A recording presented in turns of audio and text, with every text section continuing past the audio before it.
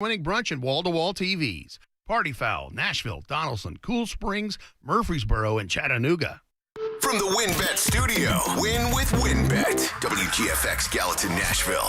The Titans and the Falcons. Kickoff is Friday night at 6 on your home for Titans football. Trending now at 104.5 The Zone. Good afternoon. I am Joe Hunk, and the Titans are practicing a little bit later tonight. In fact, they're going to be starting here in about 40 minutes or so as they are adjusting for the late practice so they can get used to that late kick that's happening on Friday. Don't forget that game against Atlanta in Mercedes-Benz Stadiums will kick off at 6 p.m. here on 104.5 The Zone. Nolensville has qualified for the Little League World Series, and they may be going on as the number 1 seed. We'll have more for you that in just a moment, but the Little League World Series itself begins on August 9th.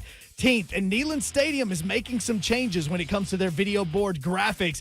They have taken down the image of Jason Witten because they want to have a current VFL that is in the NFL. They will be replacing that with a picture of Alvin Kamara. For all your foundation repair and waterproofing needs, visit USSTN.com.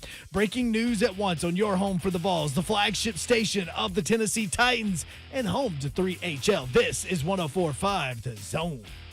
The 3HL with Brent Doherty, Don Davenport, and Ron.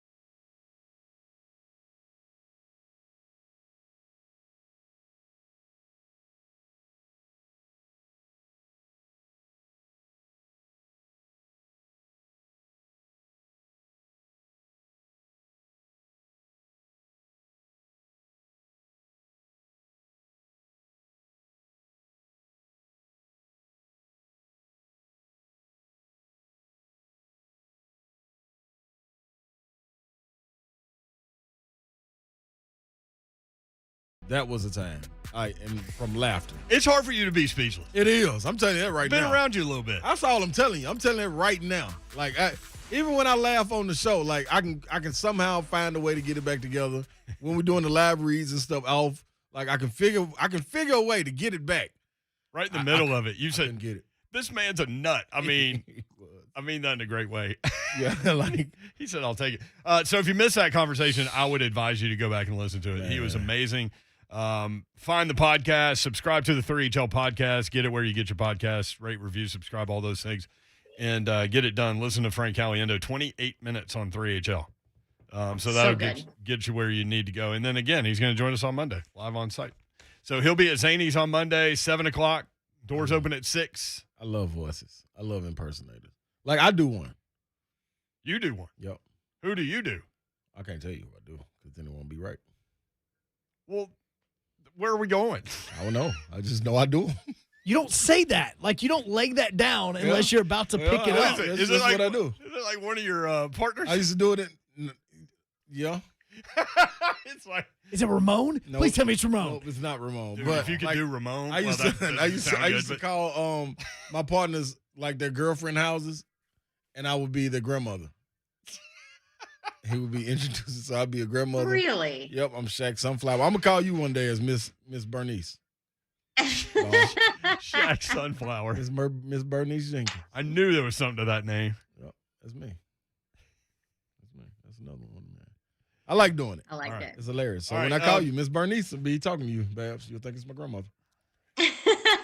PJ says the best part of the segment was not Frank, but was Ron not being able to breathe or talk because he was laughing so hard. I'm a truck driver, and I was in tears rolling down the road. Man, I know it. I know it. That was crazy. Now you got the Tennessee hat on today. You've got it turned backwards. Yeah, because I'm ready for war. We almost there. We 23 days away. I'm ready. It's 3 weeks from 3 weeks from tomorrow. Mm-hmm. Is and Tennessee has a scrimmage tomorrow, and then on Tuesday, trying to figure out that quarterback situation. But 3 weeks, 3 weeks from tomorrow. By the way, one less, right? Yeah. One less quarterback, at least today at practice. Mm-hmm. Yep, This the is disappearance of Brian Maurer today. correct. It's a disappearance. I mean, he's the fourth guy in the mix. We all know that, right? But I don't know where he was, but he wasn't there. Well, his Instagram post was that last night was basically peace. Like, they take your dream away, 18 out, you know? Oh, I didn't see it. I didn't either. Oh, yeah, I think that's what it said. Yeah. That's tough. Here, let me pull it up. Well, if I was screenshotted advising it. him, I would advise him on transfer, Yeah, man. like you got. He's got a Yeah. huge arm. If he went down a little level, like a step or two, Mm-hmm. he could be Yeah. the dude. And even more so for his sanity. Like if you want. Yeah. Well, remember he was very vocal about like mental health issues Yep. and struggling with depression and that kind of thing. So, I mean, first and foremost, the most important and only important thing is his mental health, and that hopefully there are plenty of people out there making sure that that is okay with him. And then the alternate conversation, that's number one, period. But the alternate conversation is, yes, he should he should transfer if he wants to play. Remember, I talked, Brent, the minute I came back from that Vanderbilt Tennessee game last year, I was talking to you about him on the sideline and body language. And there was a point where I thought that he was injured. So I was trying to find him, and he was there. And that was when JG was done. Like, you knew he was done. He was no longer going to be a Tennessee Vol. That was it. He wasn't playing at all. Jeremy Pruitt had said it was for basically his safety and his health as to why he wasn't playing, but he was still all up in the quarterback meetings. He was talking to coaches. He was helping out. Brian Maurer wanted none of that. He was on the other end of the bench with the towel on his head, not a part of it. And I kept looking for him because I thought maybe he was injured and I missed an injury. Mm-hmm. So I was trying to find him. And then finally, and I remember asking the SID, and he was like, I think that's him on the edge of the bench. And sure enough, there he was, like, not in the mix, not having conversations with the other quarterbacks, nothing. Not, hey, this is what I see from the defense, none of that. So this was his Instagram post last night. They took my dream after 4 days. That's okay because I'm a soldier. #18 out. So what do you think that means? Do you think that means that they told him that he's not in the mix, that he's the fourth guy? Or said, hey, do you want to switch positions? Maybe, yeah. I don't know what position he would play. Gotta I go to receiver. don't know, but if you get told that, you're not the quarterback. Yeah, my guess is they told him that he's not in the mix, that it's between the other three, and that he's the fourth guy. I don't know. It's funny, too, because based on what you said about his body language and the way he was acting in the Vanderbilt-Tennessee game, we were all surprised that he came back, right? Like, I was shocked. I would have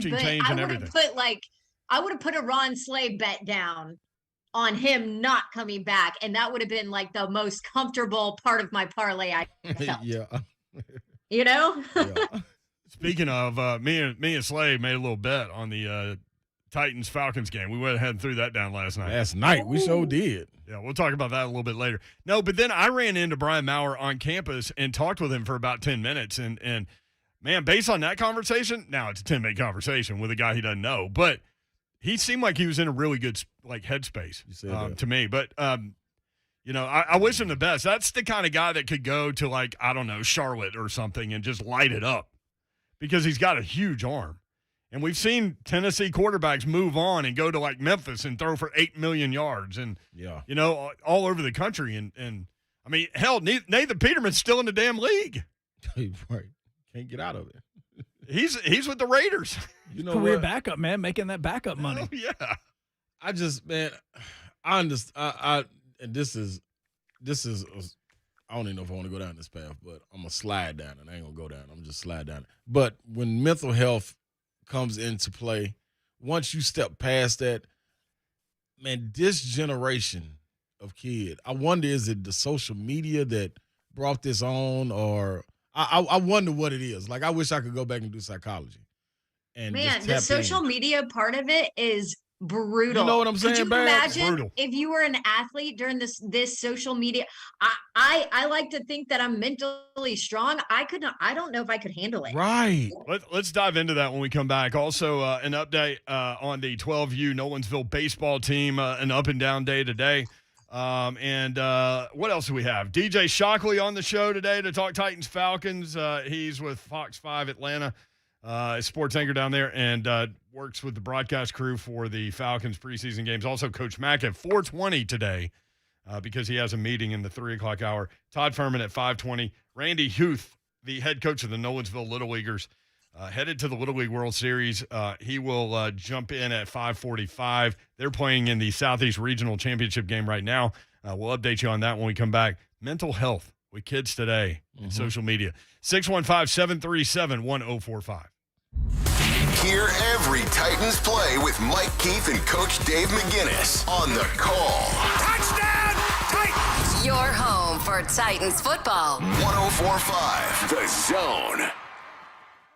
Bristol, baby, it's coming up. Bass Pro Shops NRA night race is Saturday, September 18th. It's the cutoff race in the NASCAR playoffs. Who will make it past the round of 16? Only 12 will advance. This is a must-win race. It's high banks and short track racing where tempers flare. Rubbin is racing, especially at Bristol. It's America's night race. It's Bristol, baby. You need to check it out if you've never been. It is definitely one of those sports bucket list experiences. If you have been, you know exactly what I'm talking about. And they do have tickets available. BristolMotorspeedway.com is the web address there. They've got the truck race on Thursday, Food City 300 on Friday. The Bass Pro Shops NRA night race is on Saturday, September 18th. I've been to the day race at Bristol, which was a lot of fun. I've been to the night race at Bristol, which is, you'll never forget it. It is that cool. One of NASCAR's most popular races. This is the night race of the entire season. Camping is available. America getting back to normal. Bristol is never a normal race. Check them out. Bristol, the last great Coliseum. For tickets and more information, BristolMotorspeedway.com. Telephone number 866-415-4158. That's 866-415-4158. BristolMotorspeedway.com. 2020 taught us about being there for each other. 2021 looks brighter already. Being there for each other is still what it's about. Farm Bureau Health Plans is there for you. I know because I'm more than a policy number, I'm family. Like my Dental Vision Silver policy that covers everything from eyeglasses to dentures, and this great coverage is only about $1.50 a day. Plus, if you enroll within 6 months of your 65th birthday or within 6 months of enrolling in Medicare Part B, they'll waive all waiting periods. To learn more or enroll today, visit fbhp.com. If you own a home, I have some big-time news and big-time important news to share with you. We know interest rates have been ticking up consistently over the past few months, but all the global craziness happening right now has thoroughly tanked them again. In fact, our friends at Accurate Mortgage Group say it's official. Rates are back at historic lows, and the calls from people wanting to refinance have gone through the roof. According to Mike Hoover and Joe Stanford, if you have a rate of 4% or higher, you may be a good refi candidate. Their team will run the numbers for you free of charge to find out. Accurate has no shortage of customer reviews, including this one. Linda and Beth did an outstanding job guiding us through the refi process. They were cordial, professional, and patient. We could not be happier with Accurate. Whether you want to lower your payment, shorten your term, or even take cash out, contact Accurate Mortgage today, 615-833-0456, or go to AccurateMTG.com. Accurate Mortgage Group, a division of Acopia LLC, is an equal housing lender, NMLS number 4664. Bad phone systems are bad for business. Poor clarity, lack of features. Absolutely.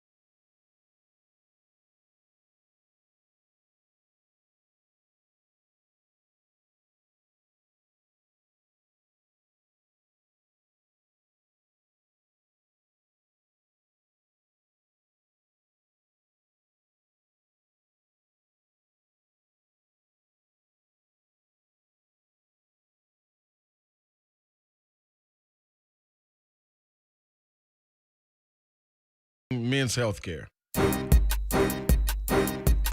want to see Dan Campbell believes that when it comes to this year's Detroit Lions, there are no number twos. I think we're fortunate because I do believe we have some talented players on this team that have plenty of grit. Look, I think there was a number, I've said this when I walked in, there was a number of guys that were here, and I think Patricia and Quinn did a great job of, there's no turds here. There's no bad guys. Like, these guys work now, you know. We don't have guys, I'm lazy, blah, blah. We don't really have those guys. That's a good thing. They don't have any turds there. Dan Campbell, man. He's a year removed from knee replacement surgery, and he was doing up-downs with his team. Yeah, that's foolishness is what that's called. I thought you were going to say that was heavy. No, it's not heavy. Not after knee replacement. No, no. After any kind of surgery, it's not heavy. If you're not under 30, excuse me. If you're not under 30, dog, no, there's nothing heavy about that. I'll tell you this. They might not have any turds on that Lions roster, but they don't have any players either, man. Okay, I'm going to look at it right now. Yeah, no, and golf isn't going to help. Yeah, Brashad Perryman, I like him. Okay. Okay. Jared Goff's the quarterback. Remember they made that trade. Yep. David Blau is the backup quarterback. Tim Boyle is the third string quarterback. The Detroit Lions. Hello? Dawn's on assignment. Yep. I said Purdue. Oh, Purdue. I thought you said for who, and then I heard a bunch of other stuff. Yeah. Oh, no, Purdue. Sorry. Yeah, DeAndre Swift, the running back, pretty good. Yes. Outside of that, Frank Ragnow, the center, but what are you going to do with that? The backup running back, pretty good. Jamal Williams is pretty good. Frank Ragnow can move some people now. Okay, but yeah. You going to ride with Detroit this year, Mavs? No, I'm out. Oh, no, come on. Come on. I'm gone. They are 14-33 in their last three seasons. They haven't had a double-digit win season since 2014. They've had 3 playoff appearances since 2000. I believe I was at the last one because I think the last one was 2011 against the Saints. All right, here I come. They've had 2 since then. Oh, seriously? Have they really been in the playoffs since then? Oh, man. That's true. Why were you in New Orleans in 2011? Alabama, LSU, national championship. I can't stop it. Oh, Caliendo? It's just in my body now. Tony. It's in your body. Don't ever say Tony taking Romo's over. in your body. It's taking over my body, man. I can't stop it. Tony Romo or Caliendo doing Tony Romo? Somebody from yesterday. It was a lot of characters. I can't stop laughing because every time y'all mention somebody, I think about it. Oh, man. Detroit Lions. We actually spent time on them today. Hey, Lions fan in Nashville, don't give us crap. We spent time on your team. Guess what? I was just about to say, this is what I was going to say before Tony came over, and then they gave away Matthew Stafford. They did. Darius Slay Jr. Yeah. That was your only 2 cornerstones, people. So this is called the rebuilding year for the Falcons. Maybe not for the Falcons, but for the Lions. It is for them too. Okay, for them too. Yeah, but for the Lions, I don't know why you made me pull this up and look at this, Brent. Although shout out to Jalen Reeves-Maybin. Yes. There we go. He's off of the COVID list, too, and back out there. Go get him, Jay. From Clarksville. He can play. Yes, he can. Ball hawk. But, yeah, that's way too much time on the Detroit Lions. So, speaking of the Lions, mental health. You were talking about that. Seriously, kids today growing up with social media, as a parent, you have to watch that. And you can watch it as closely as you think you can, and you're still going to miss stuff. Yeah, that's without question. Without question. With messages that disappear and all of those things. And their generation has a different eye for it than we would. And looking at it, like if we were to grab our kid's phone and be like, oh, man, this ain't nothing wrong. There's so many coded messages and, subliminal messages in the tweets and in the Instagram videos, in the TikTok, all of that stuff, man. And you got to imagine, like Bab said, they deal with something totally different. Like I could actually shut the world off if I had a bad game. You know what? I don't want to talk to nobody. I don't need to see no reporters. I'm going to go to the gym. I'm going to live in the gym until the next game. And that's it. Yeah. But now in a handheld device, they got access to the whole world. And now it's not even them having access. The whole world has access to them by having the social media. So, man, that's tough, man. For him to say, man, they took my dreams, like that's a strong phrase to say you're out. Look, I have a niece that is not in sports, and she's had to shut down both her Snapchat and Instagram just because of mental health reasons. Here's the one thing. People are mean. For people that don't Right, have Babs. kids and wonder why we're talking about that part of it, it's easy for a kid to see where the party is, and they're not there. Yep. So how does that make you feel, right? Like, Yep. and the other thing is, when we were kids, like, we looked to our parents for acceptance. These kids are looking to people on social media for acceptance, Yep. and especially in sports. And especially nowadays, because the easy answer can be, okay, get off your Twitter or get off, TikTok, or just don't do those things if you're a collegiate athlete or if you're a student athlete. Well, now with NIL, a lot of that is, how you're going to make some money Right. is social media post and your presence on these social media sites that a lot of people and fans and potential, customers of these businesses that are paying you to represent them and utilizing your name, image, likeness. A lot of that goes with it.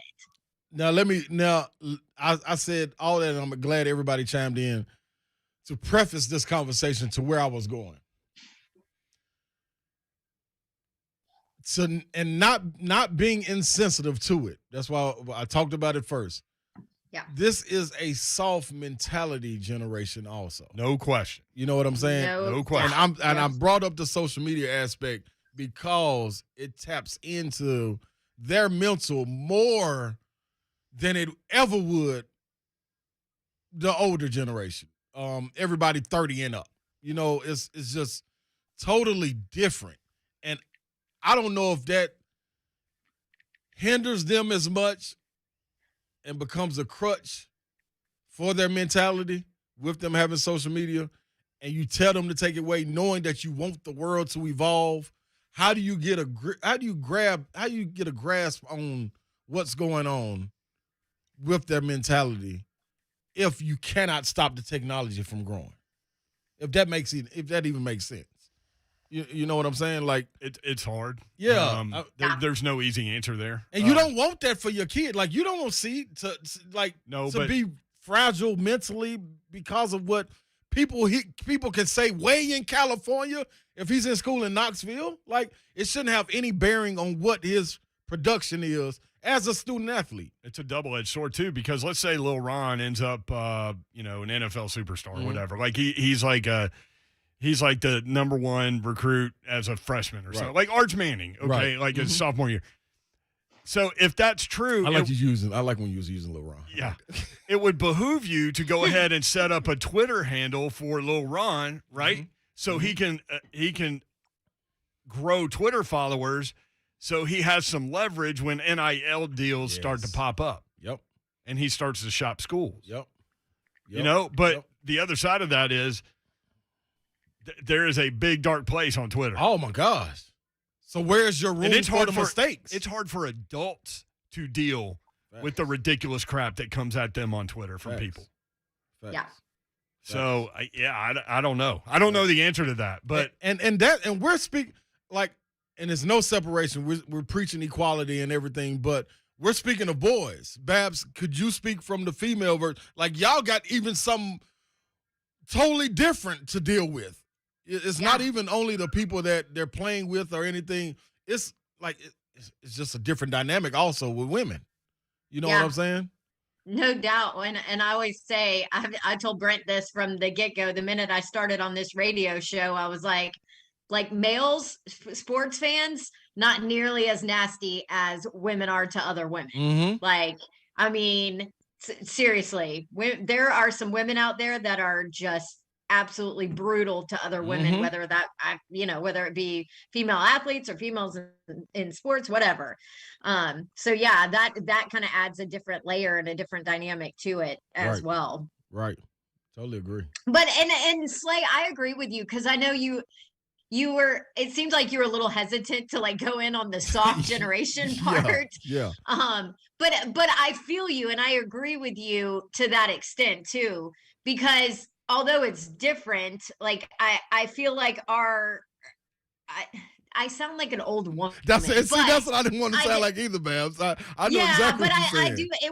It was very much a hey, suck it up mentality, and I'm Right. not saying that that's right. I think probably somewhere in between is probably where it needs to be and where it should be. But yeah, it's very different nowadays, and it's like that false almost like false confidence, acceptance of social media people liking you. Okay, well, you have 100,000 followers, so there you go. Your worth comes from that. And I think that that kind of lends into the problem of that and the softness of it all. Right. Well, and I also think that the one thing we have to be better with is letting like our kids know, hey, it's okay to talk to us when we do receive those messages, when we do receive the mean Instagram posts or the mean Snapchats or something like that. Like if you can talk to your parents about it just so that they'll be understanding and not just be like, oh no, I'm fine. Oh no, I'm fine. Because you leave it bottled up and it's really going to affect you even more. And that's why I think go ahead, Babs. I was just going to say, and if you're a big time college football fan, don't be a turd and write mean things on social media to these college kids. Right. I mean, they're freaking college athletes, Right. And that's why I think even though we have social media, it's nothing like getting the love from the community that you're in and getting that from the physical presence of people coming out to support you rather than the millions of followers that you have on social media, which is more the microwave pats on the back rather than them coming to fill an arena and cheer for you and you physically see them. And I'm talking about all the way from high school to college to if you're fortunate to go and play pro, fortunate for any of those levels. But that's totally different, man. And I think we had that a lot more growing up. Me and a partner of mine always talk about what we had that is different growing up now for our kids today. We had the entire community behind us. You know what I'm saying? Like you maybe have you felt that. As an athlete, man, what? Yeah. Like you going to battle. I got everybody out west and out north going to battle when Pearl plays whoever it may be, Stratford, and that's everybody out east. Like it's totally different. And if we can get back to that, but it's so hard, man, because it's so many other things going on, and it all stems, I think, and this is not the old guy on the park bench, but it all stems from having so much technology and stuff to tap into that's going on outside of that. Yeah, I mean, the this generation is soft thing is it's related to the mental health thing, maybe, and it is with some people for sure. Right. But like our generation and the generations before, like the generations before us thought we were soft. Yeah, but we were like it happens all the time. Like Tower says, suck it up, buttercup, and move on. I mean, that's kind of what we did. Yep. Billy Ratliff, who played at Tennessee, right, chiming in, sticks and stones, which is definitely true, but it's not that easy for some people. When you mentioned Brian Maurer peacing out on Instagram, I just pulled up. Remember the story? Chris Lowe wrote this story in May of 2020 when Brian Maurer kind of detailed on Instagram how he planned to kill himself. Wow. And he put it out there because he knew that he had gotten to a better space, but he also knew that there are a lot of people dealing with these same issues. I never knew that. And and that's what I pointed out about him. Like there is a history of him being open and honest about struggling mentally. So the first question should always be, are you okay? Doesn't matter what's going on with football. Yeah, and I'm telling you, I know it was a 10-minute conversation, as I said, with somebody he doesn't really know, but he seemed like he was in such a good spot. Like he was talking in terms of big picture to me about everything. And I thought, I came away from that conversation thinking, man, Maurer's got it going now. Yeah. Like he's got it going. Here is what he wrote on Instagram back in January. He said, I thought I lost my battle with depression and my pain had come to an end. This was on January 22nd. As I was going to do it, I looked up and said, God, if this is not your plan for me, please send me a sign. 2 minutes later, my mom called me with my baby nephew, Jeremiah, and she said she was calling to simply say she loved me. Wow. I then knew by ending my pain, I would be causing so much more pain to the people who love me. And that's the bottom line, man. Look, if you're out there and listen, we're having this conversation for a reason. Right. And I promise you right now, we didn't talk about having this conversation. No, not at all. So this came up for a reason. So if you're listening to us right now, Maybe this conversation is for you. And maybe we're having this conversation because of you. Right. Don't do it. Yeah. Pick up the phone. Yeah. Call and if somebody. you know somebody, call somebody. It may be for you to reach out to someone. Reach out to them, man. Like, it's serious. Mental health is serious, you know? So, I mean, you pull them along the way you can. The National Suicide Prevention Lifeline is 800-273-8255. That's 800-273-8255. Pick up the phone. If you're having a problem. Absolutely, because I'm telling you, somebody that deals with a lot of mental health issues, you guys have heard me talk about it on there. Trust me, you feel like nobody cares, but the moment you start to talk about it, you feel that weight just coming off of you, and I promise you, you can go from feeling very alone to feeling like a huge community around you, and that's the best part is figuring out, the people that are around you and supporting you. Look at Ratliff still checking. Thank you, Hunk, for that message. Ratliff still checking it. Ratliff needs to pick up the phone and call the show. Who is this? Billy Ratliff. Big Worm. Listen, Perm. Hey, man, call the show. Now, I know that this is a brother that was out there with no ACLs making plays. Like, told T. Martin, keep that damn helmet on. Yeah, because y'all go get this ball back and went and got it back against Arkansas. So, yeah, and that's what we were saying. Like, that's what, but at that same time, he was able to go to the dorm with his brothers and disconnect from the world and not listen to no chatter.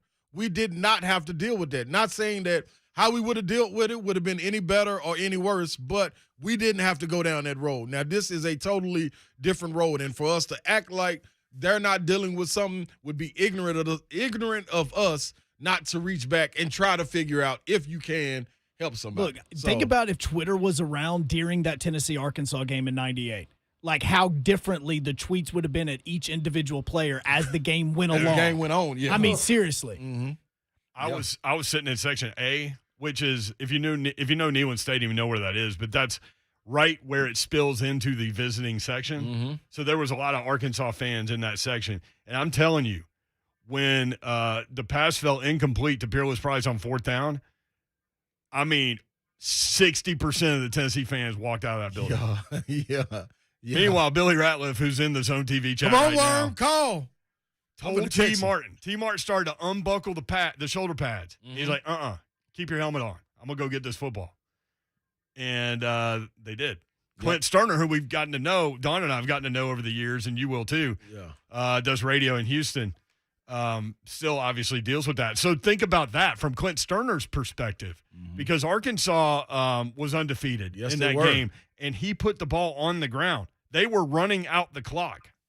Yeah. And he put the ball on the ground. He still deals with it. I can still believe to this day gets tweets and nasty, mean stuff. People say stuff to him in person. Still to this day, because I worked an Arkansas game with him once. I think it was the Arkansas spring game. He still gets just blasted about that. And he's very defensive. Actually, you know who's defensive about it? His mom.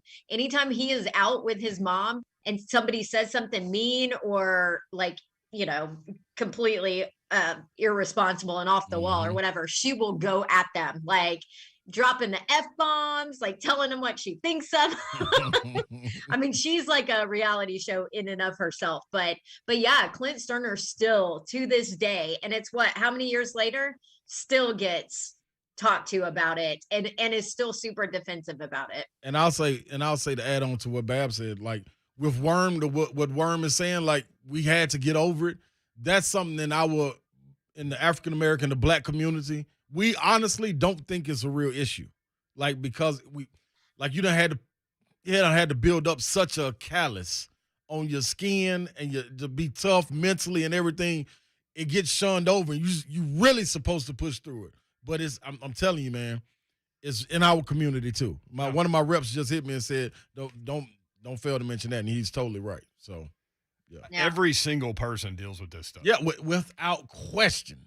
I mean, for me, like growing up without a father, and I know a lot of people are in that boat, but when your parent leaves you, you have a hard time developing any kind of trust with anybody. And you don't open up to anyone because you don't trust them. Yep.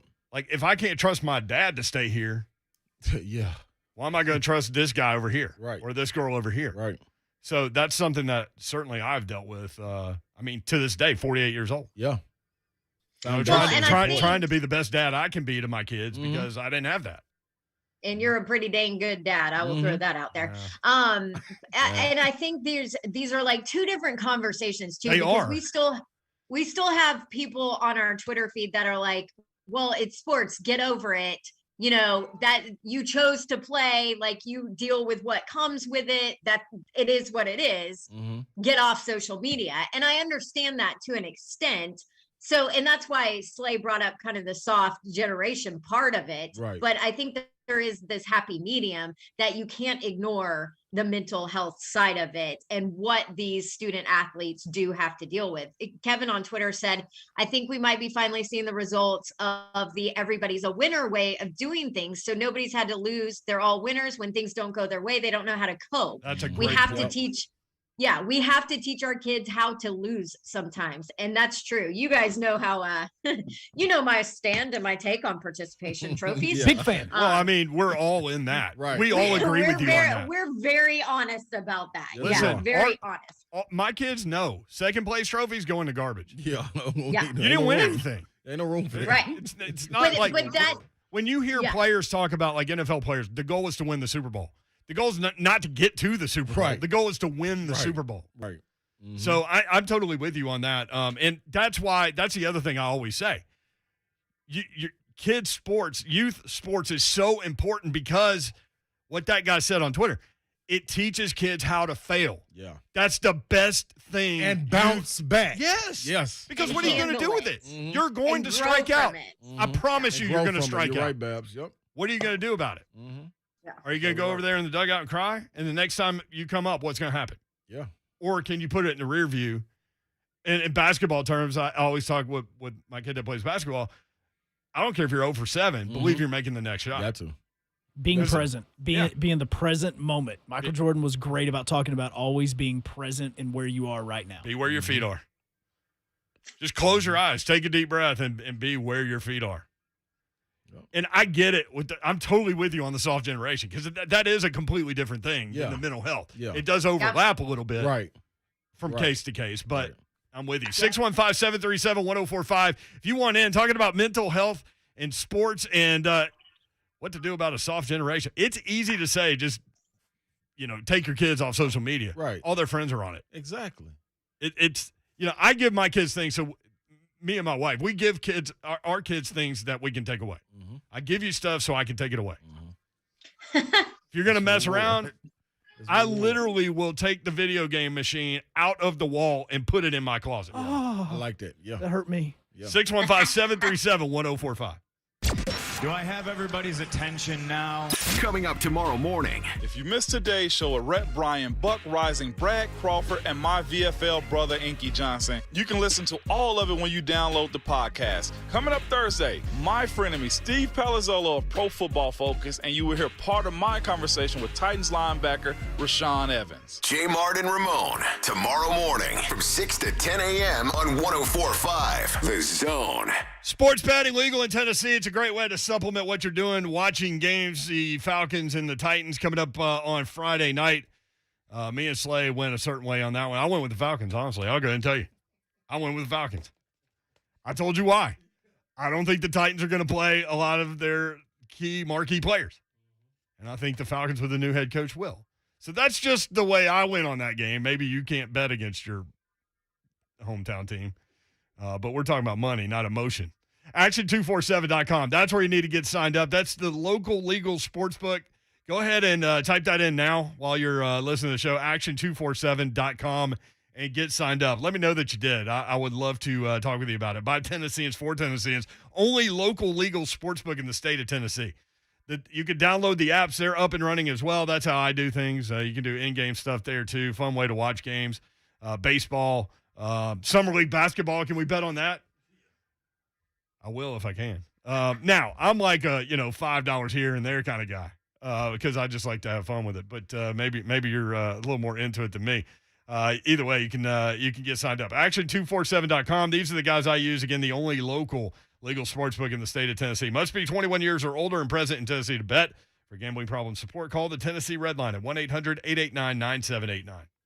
Lately, we've been getting a lot of calls and questions about acoustic wave therapy for the treatment of erectile dysfunction. This is a relatively new treatment for ED, but one we've been using for years. This is Kim for the Tennessee Men's Clinic, and if you're looking at acoustic wave therapy or any option to help your ED, it's worth a visit to check us out. Our wave therapy protocols use acoustic wave technology, but often also combine it with other treatments that can give most of our patients far higher satisfaction rates. There is no surgery nor any type of invasive procedures required, and while most clinics you hear about only offer sound wave treatments, with our urologist and provider's guidance, you can likely have sex the day after your appointment and experience fewer letdowns. With another one of our ED treatments, you can last up to an hour and a half, and our expertise in treating these issues means you'll get the results you want. So make your appointment today. We'll show you why our acoustic wave program is the better way to do wave therapy. Call us today at 615-208-9090 or go to TennesseeMen'sClinic.com. Visit our website to learn more, including side effects, treatments extra. Results vary.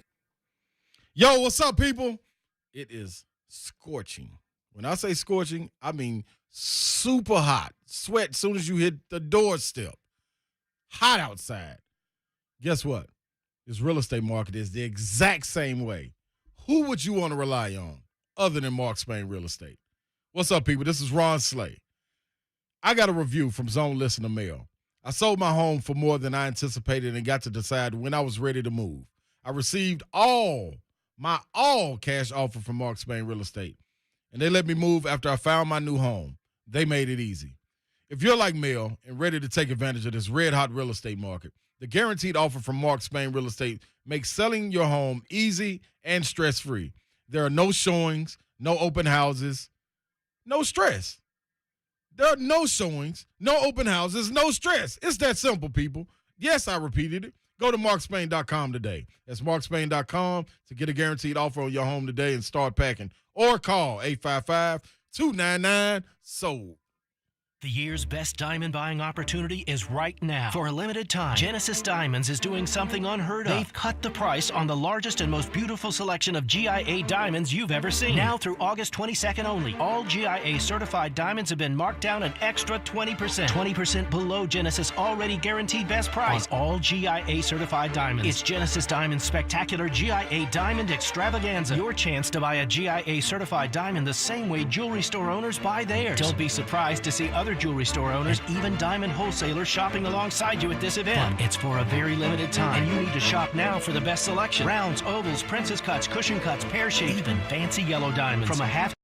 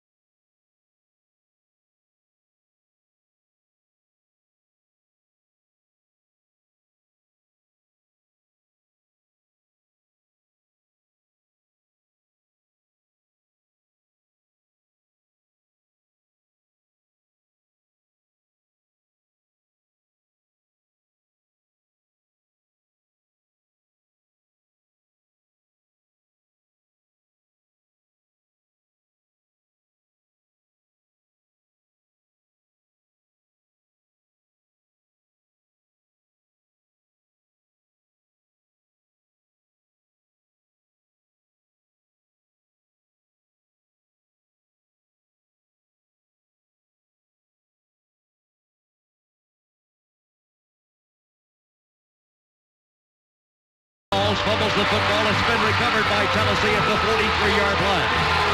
Skirner comes out of there, stumbles, lays the ball down, and Billy Ratliff is on top of it to recover at the 43-yard line. Billy, walk us through that. So T. Martin throws the incompletion on fourth down and is coming off the field. The story goes that you told him to keep his pads on. Is that true? Kind of walk us through how that all went down. I'm going to be honest with you. That was true. It was actually true. I mean, it was more of a how would I say this? I was trying to psych the man up and psych myself up at the same time. Yeah. But Slade does that to me. Like that, happening. Slade does that to me every day, Rat. What's that? I said Slade does that to me every day. I can relate. Oh, hey, that's part of being a volunteer. You know, you make them think they can do some things, and they go out there and do it even better. So you're going back on the field. What was your mindset at that point?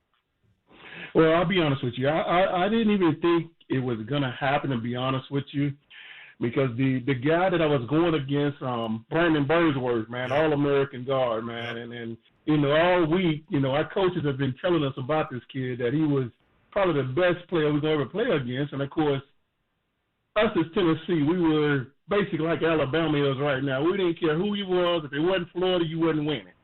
And this kid was playing like a technician, and we didn't think he was going to be that good because the way he was dressed. The guy had these big Coke bottle glasses on, and the way his pads and stuff was on, like it was he had just learned to play football. Like he had a Pee-wee League uniform on with his pads hanging out, everything. It was just, he wasn't your typical All-American offensive lineman. And of course, you had guys like Al Wilson, Raynard Thomas, and all these guys talking bad to this guy, and I had to go against this guy every play. And up until that play happened, I had zero stats, guys.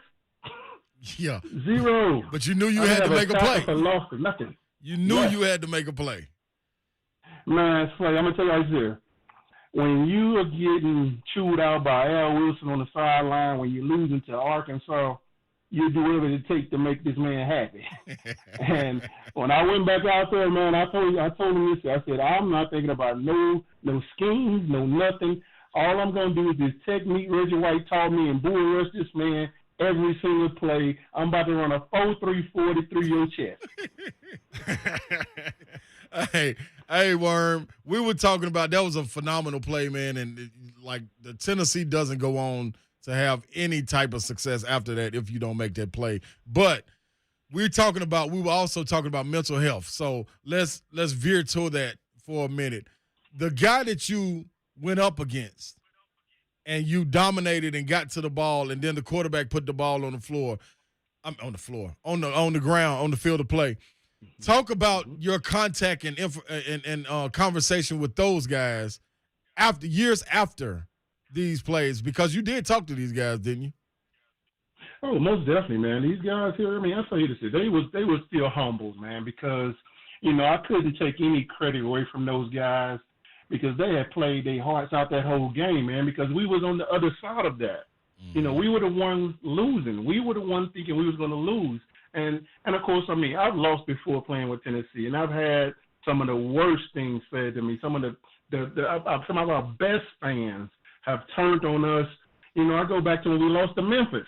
You know, you think about that team. But in the heat of the moment with Arkansas players, man, I mean, you saying these guys have already won this game. All they had to do is down the ball and run the clock out. I felt bad for Clint, to be honest with you, because he is the one that's going to get all the blame, and I know what kind of threats he was going to get. And all I could think of after that game was, dang, man, this kid here is about to get blitzed by the whole world. Heck, Arkansas alone was going to crush him, and I can't imagine how he's going to come back from that. And, you know, those guys came back the next week. I mean, the rest of the year, they fought, but they still didn't play like they did those first 9 games.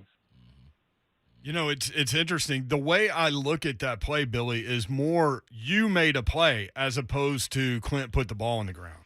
You know what I mean? And I've gotten to know him, and I told him that because this is a play that he has lived with his whole life because, you know, they were undefeated too.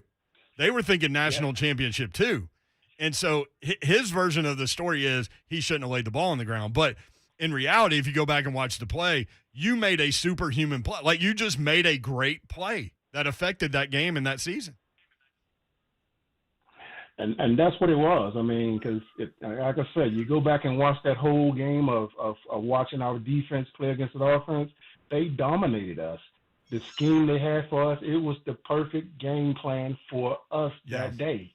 And like you said, just that one play changed the whole outcome of the whole game we've lost the whole time because, our offense, that whole game, they didn't do anything they did against us in practice all week, which was what they were supposed to be doing. The beginning of the game is what they did to win the game is what we practiced with them in offense because Arkansas's defensive line averaged 248 pounds. Wow. So we were supposed to rush for 700 yards. Well, when you came up with that football, that was the hurry-up offense. It was like 5 Travis Henry carries into the end zone and a win. Hey, Billy, it's great to catch up with you, man. Thanks for calling in and sharing a little bit of time with us. Man, thanks for having me on, man. Guys, I didn't even know you guys was on at this time, man. I just actually popped up on social media and I seen you guys talking. I said, hold on, this is my type of stories. I like to talk like this. Yeah, we're going to have to get you on for a longer segment, Worm, man, no doubt. Yes. Yeah, Tennessee Road Show. Y'all can catch Worm, too, man, on Facebook. Live. There you go. Yep. Hey, well, anytime you need me, man, let me know, man. No doubt. Love you, bro. There he is, Billy Ratliff. Big Big Worm. Yeah. Hey, man, that's him, man. He hooked in on Zone TV. Didn't even know. Yeah, my boy. I love it. All right, more 3HL when we come back. If you're on hold, stay there. We'll go to the phone calls and continue this discussion about mental health in sports. 615-737-1045. The NFL preseason is finally here, and the Titans pay an early visit to Julio Jones' former team, the Atlanta Falcons. Mike Keith and Coach Mack have the kickoff Friday night at 6. Touchdown! Titans! On your home for Titans football and flagship for Titans radio, 104.5 The Zone. What's happening, people? What's happening? It's me, Slay. I want you to listen very carefully. Got some important information about the place that you are supposed to be headed to because the fall is arriving. Plus, it's scorching hot. Football's about to crank up. What place is it that you might ask, am I talking about? It's the largest selection of wine, whiskey, spirits, and craft beers. That's what it is. That place, it's Red Dog Wine and Spirits.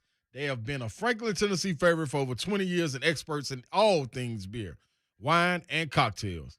Red Dog Wine and Spirits can help select that perfect bottle of wine for dinner or on these hot summer days. They even got brew in there you can go in and buy. That craft beer that's especially for you and your friends going into the weekend. It's football time, people. So you got to go get you something or get the best bottle of bourbon for that special person in your life. Each Thursday, Friday, and Saturday, Red Dog Wine and Spirits Tasting Bar is open for you. They want you to try before you buy the most popular brands and newest products available. Go where I go. Red Dog Wine and Spirits, Riverside Drive in Franklin, Tennessee, next to Publix off Highway 96. Online anytime at reddogwineandspirits.com. When you go in, please, I'm begging you, tell them people I'm in the building, and Red Dog got you.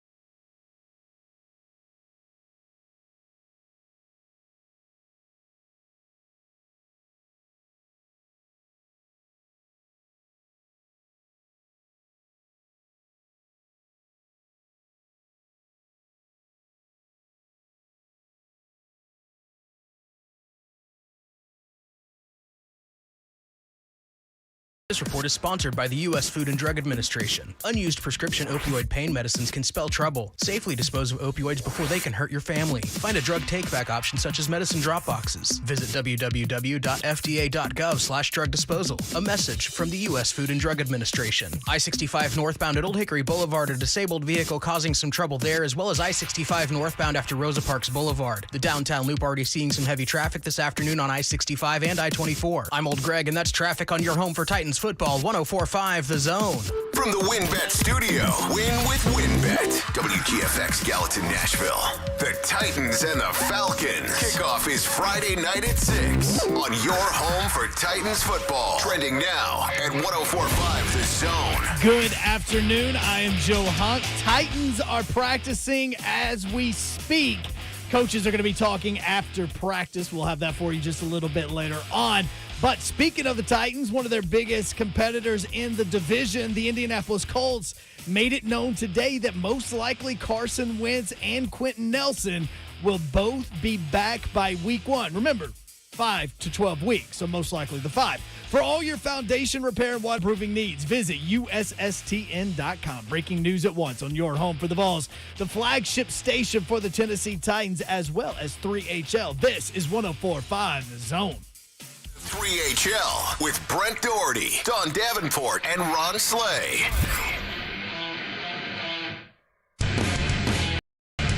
RHL 104.5 The Zone, 4 o'clock hour begins. Coach Matt coming up in about 15 minutes. Stay tuned for that. Titans Falcons coming up on Friday. You can catch all the action right here on 104.5 The Zone. Kickoff set for 6 o'clock.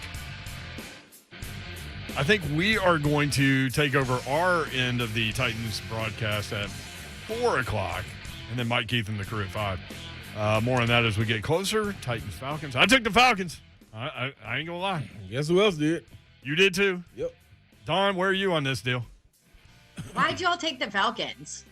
Because I feel is with Arthur Smith playing his former team, he doesn't want to lose to them. I don't care if it is a preseason game. And like Brent just said off air, I don't think we really care about it. Like, it's just to get some work in for the younger guys and see what they can offer. See who more so special teams is going to be etched in stone for us. So I think I think Mike Vrabel knows what he has with a lot of these guys, especially on the offensive side of the football. I think Art Smith, as a new football coach, wants to kind of put his identity out there and maybe let those starters run a little bit. So we'll see. Plus, you called us homers yesterday. That's the other reason. I did call you a bunch of homerific guys, didn't I? Mm-hmm. Yeah. I think the Titans backups are better than the Falcons backups, so I'm going Titans. There you go. Oh, wow. Don Davenport on record.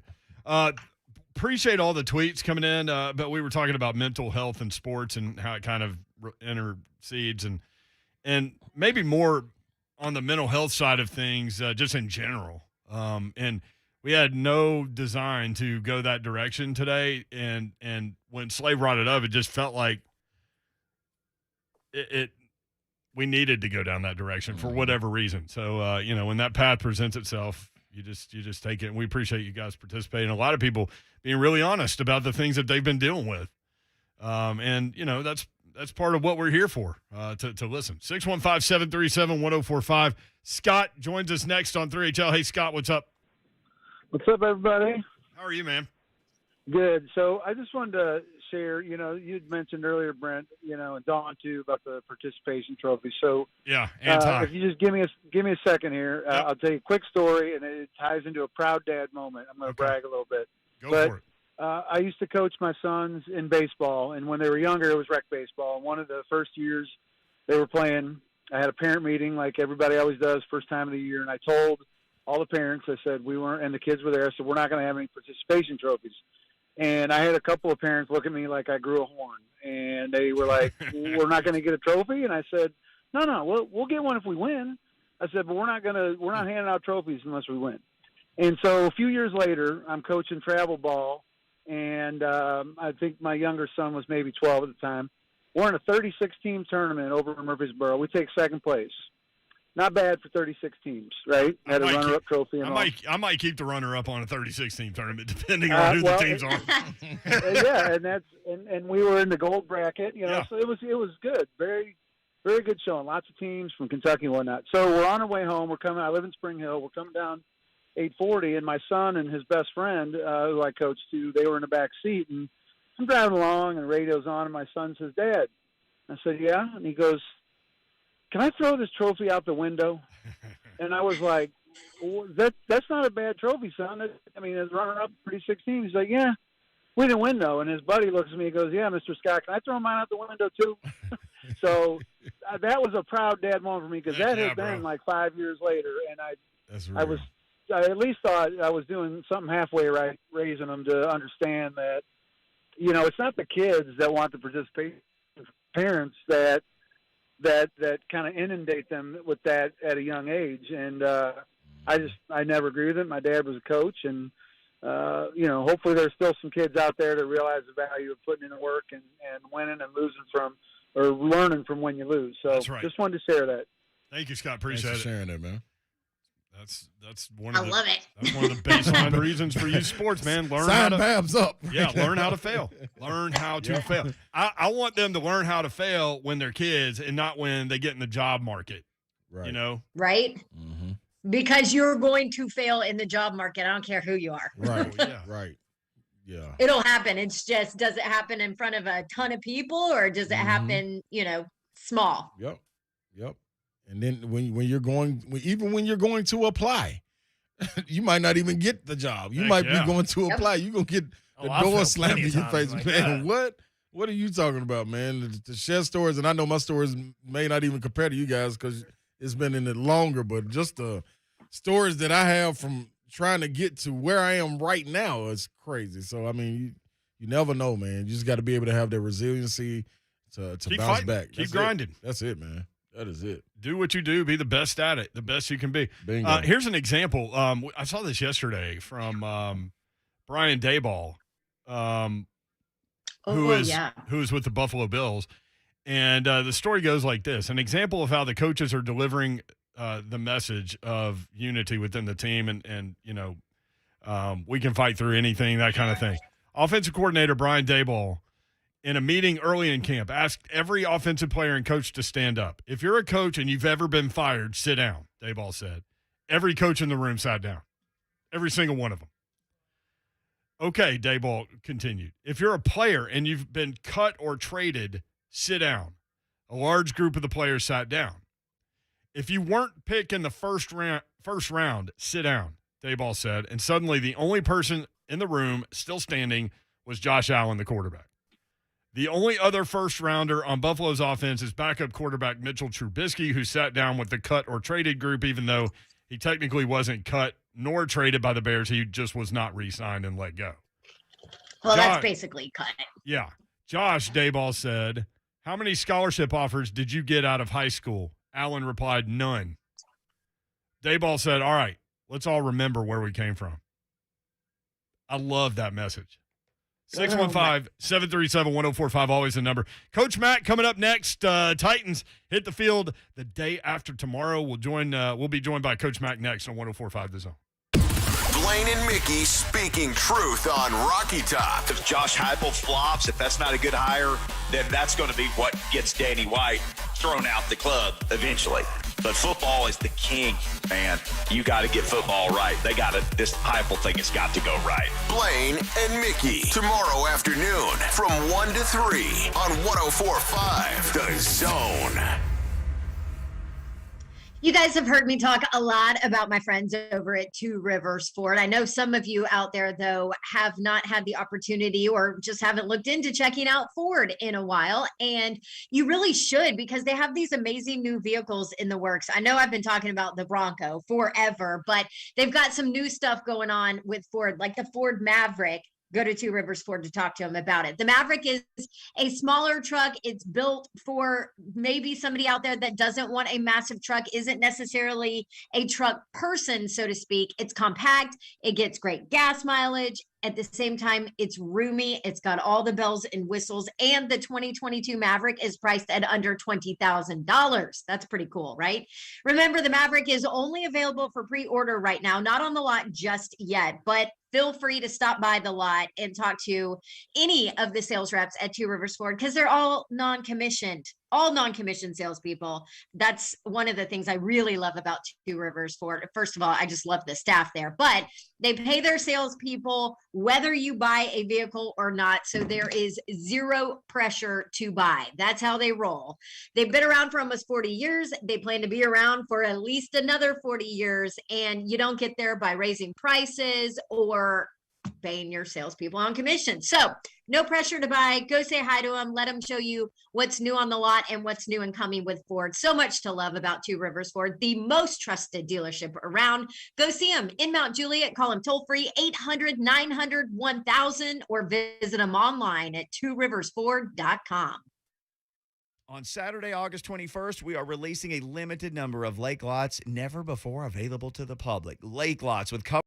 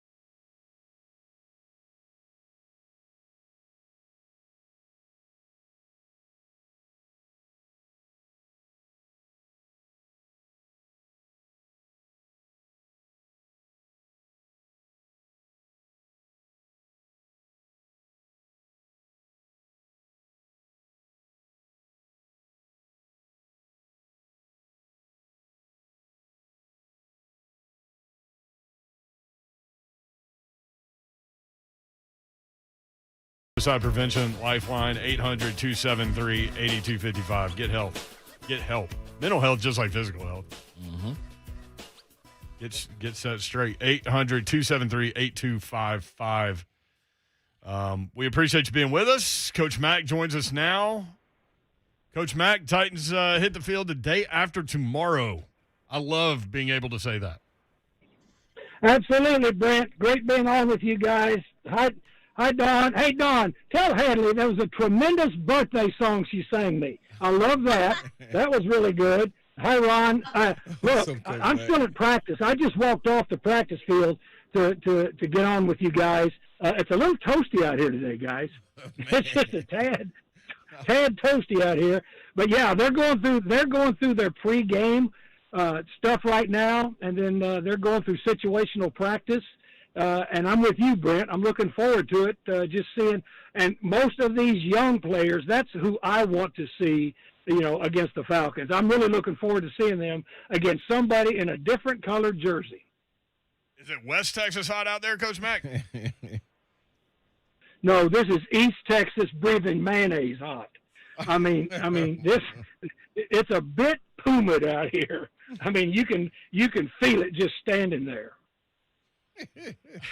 Yeah, my fifth graders scrimmage got pushed back an hour because of the heat. The heat index is like at 102 or something. So yeah. Hey, look, heat is real, and I've lived in a lot of places where you really had to take it into account. The place though for heat is all those years I was in Phoenix, and don't let anybody ever tell you, oh, it's a dry heat. Let me tell you, I've been out there when they've shut down Sky Harbor Airport because the planes were sinking into the tarmac. That's hot. Golly. That's scorching right there, Coach Mack. Coach Mack joins us, presented by Farm Bureau Health Plans. Yeah, you're right, Don. No, thank you. Need great health care coverage at an affordable price? Let Farm Bureau Health Plans coach you through it. They've been protecting Tennesseans since 1947. All right, let's start at quarterback. Can Matt Barkley push Logan Woodside for that backup quarterback role? I think he can for this reason. He's done it in this league. You know what I'm saying? Now, look, they clearly like Logan Woodside, but Logan Woodside still, needs to continue. I think I will say this. I think it's more competition for him than Kaiser was. How's that? And to me, just looking at it, anytime you've got a quarterback, and quarterbacks kind of orbit around this league, sometimes in the backup role, a lot like kickers do, and guys that have been in it a while, there's a lot to be said, for experience in this league. And so my answer to your question, I think it's more competition than what he had when Deshaun Kaiser was here. I'm excited to see what they can get out of Darrington Evans as a running back, but also potentially as a kick returner. He's listed as the kick returner in the first official depth chart. That's a guy that has a lot of tools in the belt, so to speak, right? No, you're right. I mean, he's got some real juju to him. He really does. I mean, that guy's got one step, make you miss. He's got quickness. Yeah. He's got really nice hands. He's a natural catcher of the football. I don't want to see him a lot on kickoff returns because I hope that people aren't kicking off to us unless it's the beginning of the half or beginning of the game because that means they're scoring on us. But I am interested to see him in this offense. Now, guys, going into this game, and I will tell you, you guys know this, and this is for our listeners, and our listeners, on 104.5 know that I will always, shoot straight with them. This is going to be very basic, this first ball game, because you're going to see a lot of young guys playing, and what you don't want your young players playing, especially in their first time in the National Football League, is having to think about a lot of things.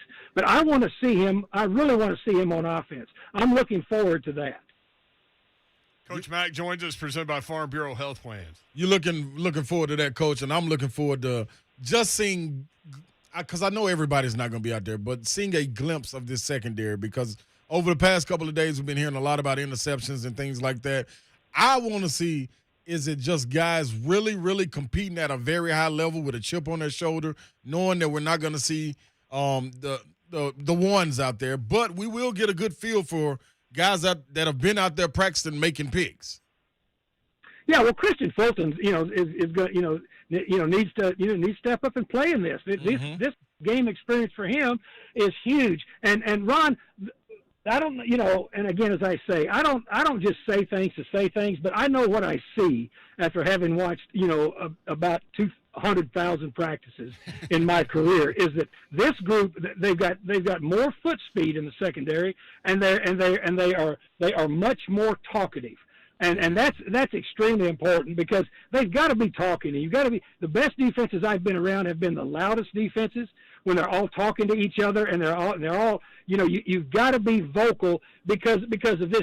If you're quiet, then it tells me that they're just trying to be too perfect. And I've always told my defensive players this, and it's the truth. If a slow, correct decision on defense in the National Football League is wrong. Right. I mean, it's just wrong, because you've got to be going. So get on the same page, talk about it, and at least go fast. And if you're all going fast on the same track, then you've got a chance for something good to happen to you. But you've got to communicate. This group is talking a lot, and they've got more foot speed. I mean, I can tell you that. Yeah, communication was an issue last year, obviously, well documented. It's interesting because Jackrabbit Jenkins is a guy that when you think about him, Ron keeps talking about this, like you need dogs out there, right? Like, and that guy has been described as just that.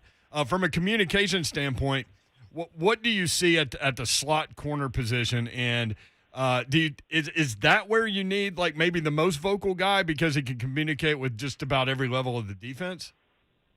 Well, not really, because I mean, your slot player is a guy that is going to be in a lot of different type of match situations, depending on what your opponent is doing as far as splits, and depending on who they put in there, and plus depending on how much you're deploying zone pressures, because your slot player is a zone pressure guy, but he's also got to be able to be a man guy. Now, where his communication comes in with Brent, and it's a good question for this reason. Normally your slot player, especially if you're going to be involved against altered personnel, and people are going to give you those 9-ball stacks, those 2-man and 3-man stacks, then he's got to be involved, a lot of what you're doing. And most of the time, he is going to be the point man on what's going on, unless they put a tight end on the point man, and then you're going to match a safety down there, and then let your slot in your corner be able to play the zebra or the banjo off of the other two moves and lock your safety on the point.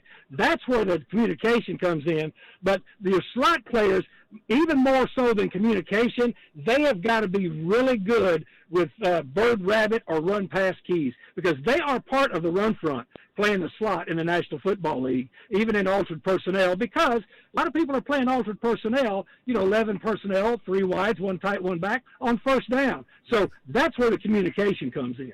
So Friday, are you intrigued by watching Chris Jackson and Elijah Molden potentially in that slot role? Yeah, I mean, any of the young players. I mean, I want to watch them, because here's what's important. It's important, whoever the young players are that are out there playing. This is a whole look. They are going to be there's going to be butterflies in their stomach, because even I don't care where they play. They've never played the National Football League, and they know that everything they do is highly scrutinized. So I'm looking forward to watching a lot of them play. I'm looking forward to watching Monty Rice play.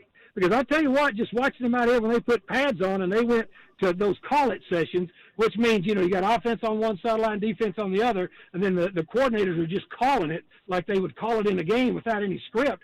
I mean, when he recognizes run, I mean, he's got some thump to him.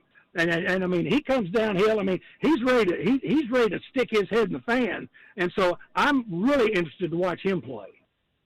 Coach Mack, let me ask you this. All right. What has this? What? I don't know why that made me laugh. All right, Ron. Better be good. Bring it, Ron.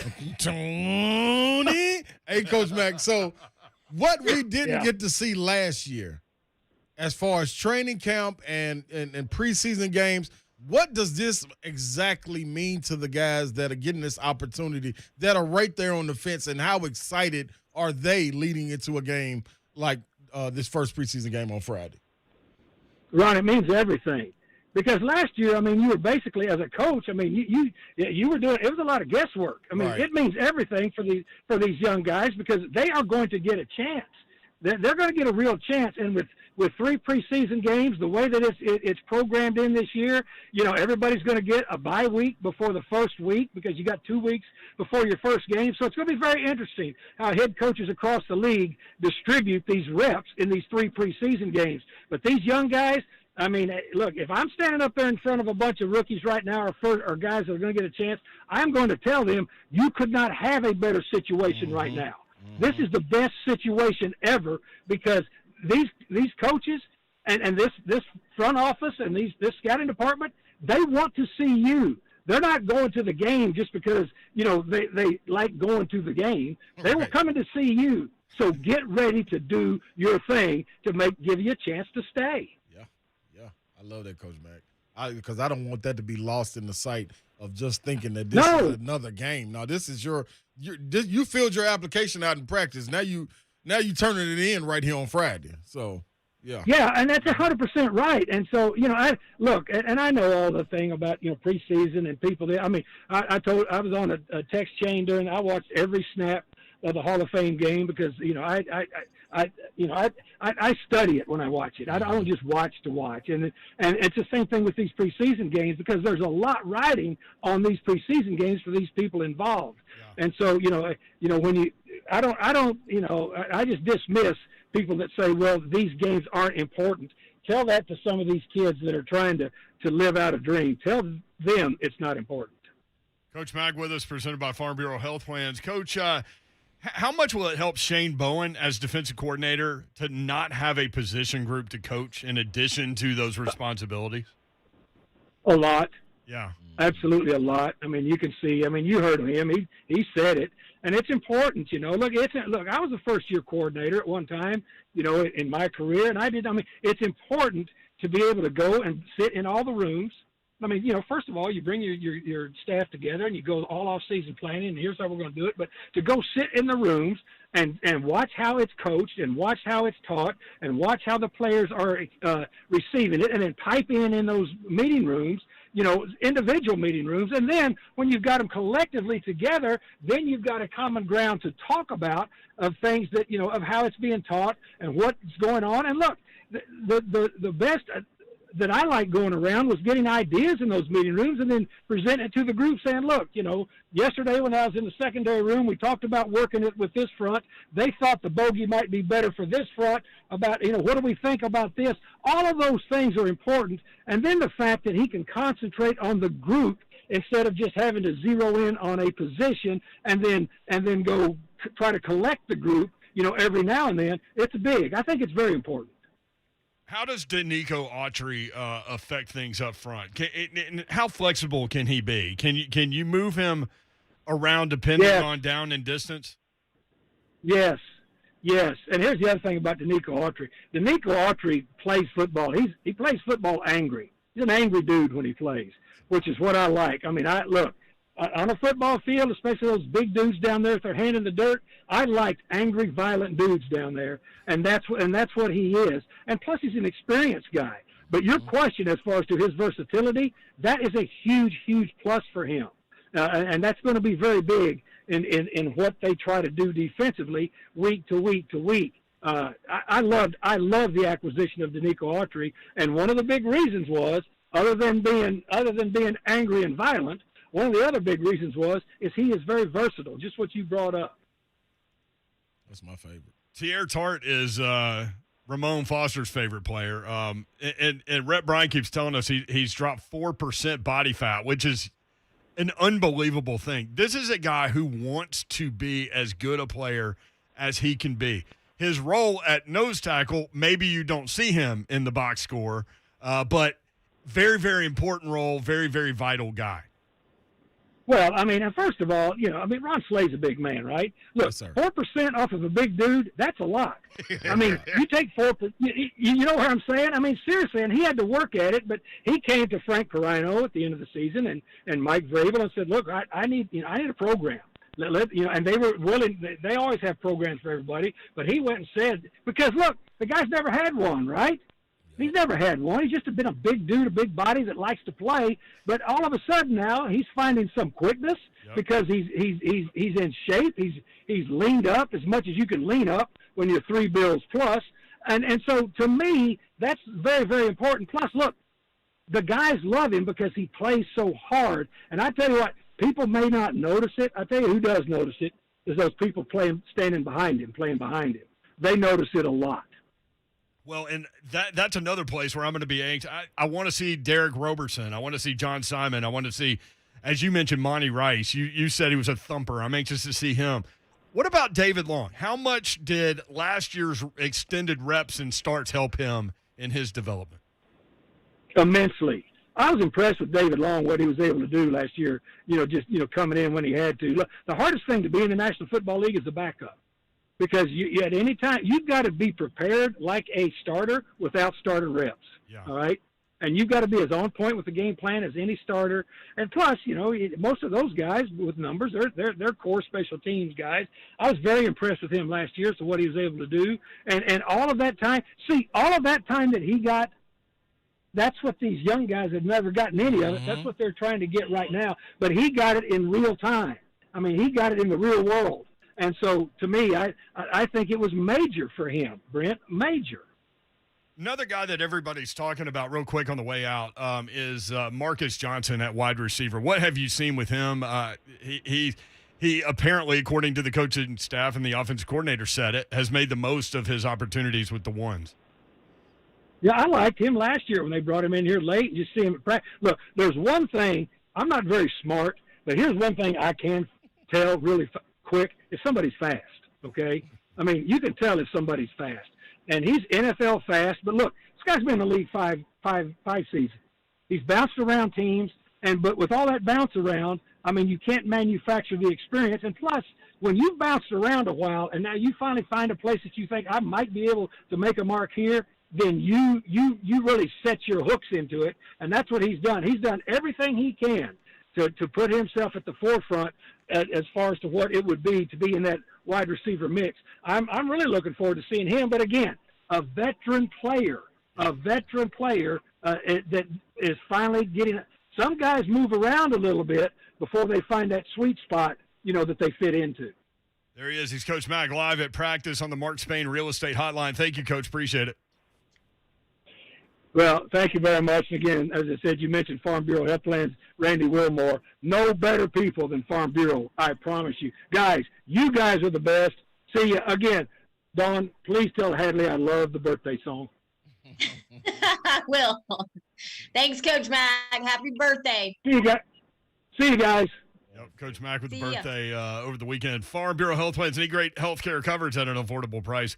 Let Farm Bureau Health Plans coach you through it. They've been protecting Tennesseans since 1947. When we come back, we'll visit with DJ Shockley, Don's buddy down in Atlanta. Played in the league, played for the Georgia Bulldogs. He'll be on the broadcast team for Titans Falcons in Atlanta. We'll talk about the Falcons with DJ Shockley next on 104.5 The Zone. The Titans and Falcons go at it in the first preseason game of the year. Continuous coverage all day Friday. Into the end zone. Touchdown, Titans! With kickoff at 6 p.m.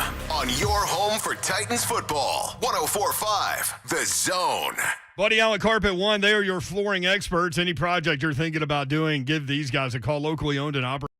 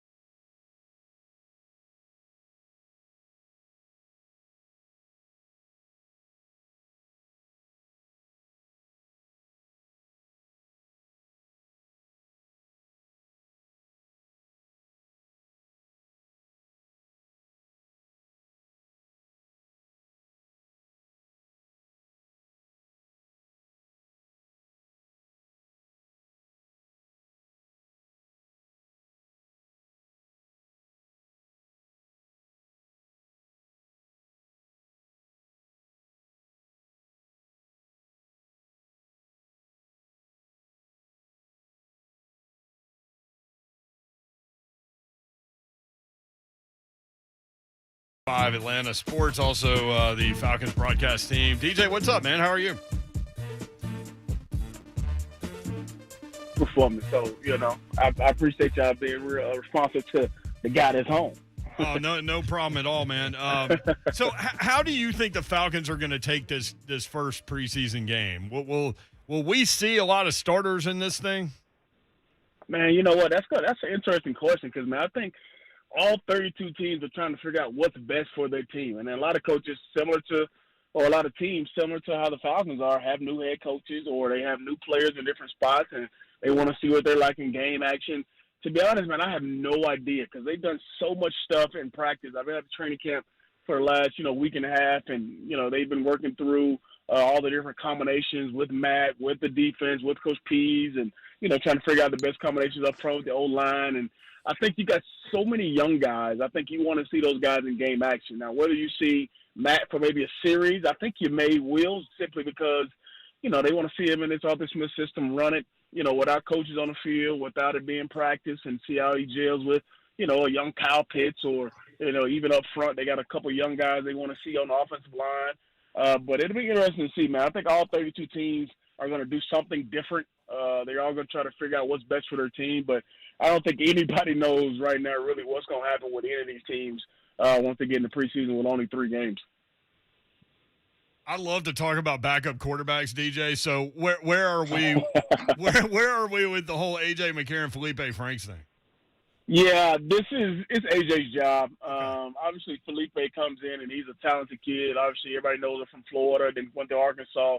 Really big kid, strong arm, can throw it all over the field. I still think he's a little raw. And the thing I tell people is, if you think about it, if number 2 goes down and Matt Ryan goes down, how comfortable are you with Felipe Franks coming in here and being the guy? And I think a lot of people say, I'm not really sure about that. But you got a guy, AJ, who's played, who's been around. This is his 7th year in the league, and he has that veteran kind of presence about him, that leadership that he's played in some games. So AJ will probably be the guy, and he'll be the first guy you see come in, if Matt does play, but he'll be the first guy off the bench you see play. DJ Shockley with us on 3HL talking about the Atlanta Falcons. Matt Ryan, man, how many more years do you think he has in him? Dude, I don't know, man. You know what? Every time I talk to him, he's a good friend of mine. Obviously, we played together. I still got a relationship with him. I talk to him all the time, and he says he feels good. He feels as if, he has maybe another 5 years in him. Oh, my goodness. And it's unbelievable. I mean, you look around the league now, and Brady is making it bad for dudes. I mean, Rodgers, how long you think he can play? He can play another 3, 4, 5 years if he wants to. Like, dudes are playing well into, their 40s. And Matt was the guy who said it maybe 5, 6 years ago. He would love to play into his 40s. So Matt's 36 right now. I think he still wants to play. And if you look at his stat line, I mean, the last 10 straight seasons, he's thrown for over 4,000 yards. He's thrown at least 20 touchdowns every year except for his rookie year. That's 12 out of 13 years. The only thing that worries you is he's been hit a lot. I mean, he's been sacked over 130 times in the last 3 years. So that's the only thing you worry about with Matt Ryan. But he feels physically he is good enough to play into his 40s. And, if willing, he's going to continue to play. Hey, Shock, what do you think about Arthur Smith now that you've kind of had some time? You've been around the organization. What's your take? Hey, Don. That's my girl right there, Don. Hi. Great to hear from you, Don. You know what, man? I love Arthur Smith, man. I've had a chance to be around him now a little bit. I've done a couple things with him just out in the community or, doing some coaching stuff with him and breaking down stuff. And I like the demeanor that he has. You can tell he is all about my business type of guy. He's a guy that's not going to sugarcoat anything. He's honest. He's straightforward. And the one thing that I learned day one in camp, he says there's not going to be no fluff with this team. For years, the Falcons have had, coaches who have had slogans. They've had, things that pretty cool sayings that I think everybody has kind of, put their team on their back and say, hey, this is what we're about. Arthur Smith is none of that. He's a guy that looks for accountability. He wants you to do your job. He wants guys to be disciplined, and you can see that from Jump Street. He's running that team that way, and he's going to have those guys in line. I mean, the one thing that I saw from day one was if a guy jumps off sides, a guy false starts, guys are taking laps around the field. That's something that I never thought I would see. You see, guys making $20 million taking a lap around the field like he's, a younger kid. But he definitely has a demeanor that you like. And I think he's totally different from what Dan Quinn was when he was here. Yeah. And I think the voice that he brings here is going to be a little bit different. And guys are buying in already. So I love the straightforward shooting attitude that he comes in with. DJ Shockley with us at DJ Shockley 3 on Twitter. Man, I got to ask you, I made the comment on our show before the draft. I would have traded the entire Titans draft for Kyle Pitts. I think he's a Hall of Famer. Don came at me with that take. I thought it was ridiculous. You know what's ridiculous? Some of these catches I've seen him making in training camp. Like, what have you seen from Kyle Pitts? Bro, the dude does not disappoint. When you watch the dude in person, like he's bigger than you think. He's more athletic than you think. His wingspan is longer than you think. I mean, and they have done, I think in, the first week and a half, 2 weeks of camp, I've seen him on corners, beat them. I've seen him on linebackers, I've seen him beat them. I've seen him on safeties, he's beat them. Like, there's a time in the red zone, Matt throws it up, and he deflects. He has a corner, literally. I mean, great coverage on him. He has a corner on his back, deflects it up, has a concentration up to be able to control his body as he's going to the ground and comes down with it. This dude is everything that I think everybody expected him to be, and I wouldn't be surprised if the dude has 70-plus catches this year because of the way they're going to use him. And you guys know it just like I do. Arthur Smith loves the tight ends. He's going to be in that 11-12 personnel a lot. Yep. But Kyle Pitts fits exactly what he wants to do, and I think there was no doubt about it. He needed a staple at that position, and Kyle Pitts is going to be that dude for a very long time. DJ, let me ask you this. Outside of Calvin Ridley, who we know what he's going to do is stepping into the shoes that Julio left, and before Julio even left, he was emerging. So outside of him, who else do you see as a receiver ready to take that next step? That's a good question, man, because I think that's the number one question is, okay, if you have somebody who doubles Calvin Ridley, then obviously you got Hurst who can, be a guy at the tight end spot as well. We just talked about obviously what Kyle Pitts can do, but they love what Russell Gage has done. Russell Gage is a guy last year who had 70-plus catches, 72 catches to be exact, last season when Julio went down, or he was the guy in the slot that was winning on the inside when everybody's worried about Ridley or Julio. Russell Gage was that guy, the next guy in line to step up as that number 2, and he'll be solidified in that spot this year. You also got a guy who you guys know pretty well, I'm sure, in Tajay Sharp. He's come over. He's had a really good camp. The Falcons had a scrimmage the other day in the Mercedes-Benz Stadium, and he really was impressive. Had 5 or 6 catches in the game, had a touchdown, looked really good. So they got a couple guys who are trying to fill that role. A guy named Olamide Zaccheaus, a fast receiver from Virginia who's, been in the program, been in the organization a couple years now. They expected him to take that next jump. So there are a couple guys in line expecting to be some key contributors, but I think the next guy in line behind Kevin Ridley will absolutely be Russell Gage. Hey, real quick, Shock, just to throw this out there, there were a lot of good-looking camps from Tajay Sharp here, too. Just saying. Hey, he's a great dude, so though. You guys telling me not to get excited about what he's doing in camp? Maybe. He's a great. He's not going to transfer over on Sundays? He's awesome, though. He's a great dude, Don't Chuck. do that. Nah, don't do that. Don't do that. We already got great dudes. We need players. There's some dogs on that field. All right, That's what we need. Hey, Chuck, thanks for the time, man. Always good checking in. All right, folks. Appreciate y'all. See you, Don. All right, miss you, friend. Congrats on your new gig. Appreciate it. Holla. Shock. New He's the gig best, is man. sports director at Fox 5 Atlanta. Doing great things. Yeah, he DJ left Shockley. ESPN. Yep. I worked 3 years with Shock, and he gone. He gone. Todd Furman coming up at 5:20. 2 chances for you to win stuff, and we've got 2 questions from the show for you. We'll do one of them in the next segment. So come back. We'll be right back. 3HL 104.5 The Zone. Jason Martin and Ramon Foster might have the mics, but the show is about you, the fam. You guys are the show. We have some microphones. That means you can hear us. We want to hear you. We want to know you. You guys are just like us. Just like us. We might be in a different position in terms of our voice can be heard by more people. You know what else it doesn't mean? It doesn't mean that your voice doesn't matter. It doesn't mean that ours matters any more than yours does. We just love you guys. J. Mart and Ramon, tomorrow, starting at 6 on 104.5 The Zone. Well, mortgage rate have taken a nosedive and are back down. They're low. They're the lowest in history, which means Loan Pronto. So you need to be on the phone with if you have not refinanced already. You got to lock in that lower house payment and get either cash out to pay off your credit card or maybe just get a lower monthly payment. Maybe you want to go from a 30-year loan to a 15-year loan. Loan Pronto can help you do it. LoanPronto.com, 615-499 5780. Here's the deal. You can get a rate with an APR in the low twos, no junk fees, no closing costs, and Loan Pronto's all digital process is fast, super easy.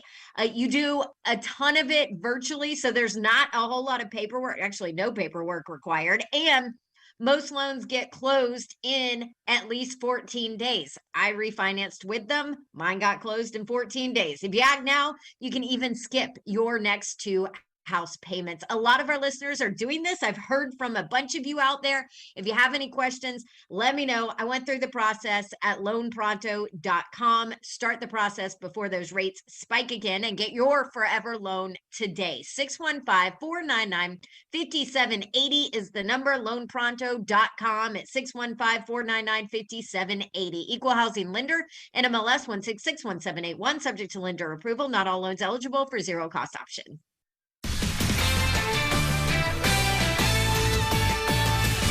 This is Tiki Barber with a CBS Sports Minute. When the San Francisco 49ers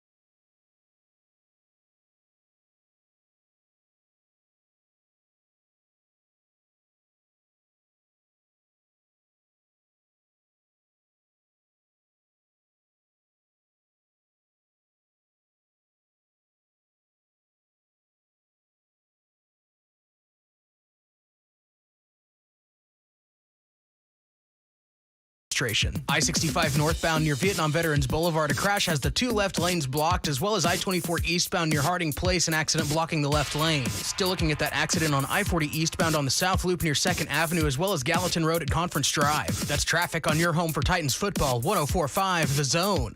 From the WinBet studio, win with WinBet. WGFX Gallatin, Nashville. The Titans and the Falcons. Kickoff is Friday night at 6 on your home for Titans football. Trending now at 104.5 The Zone.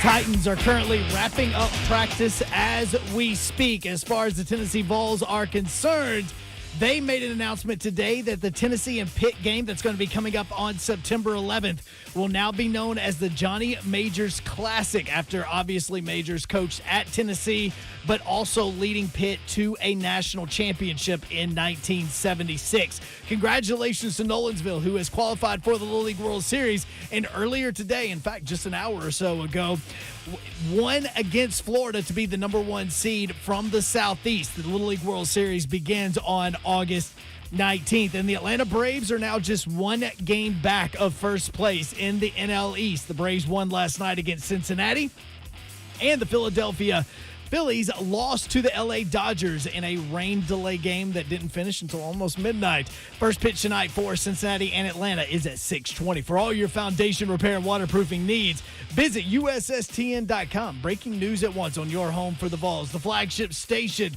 for the Tennessee Titans and home to 3HL. This is 104.5 The Zone. The 3HL with Brent Doherty, Don Day.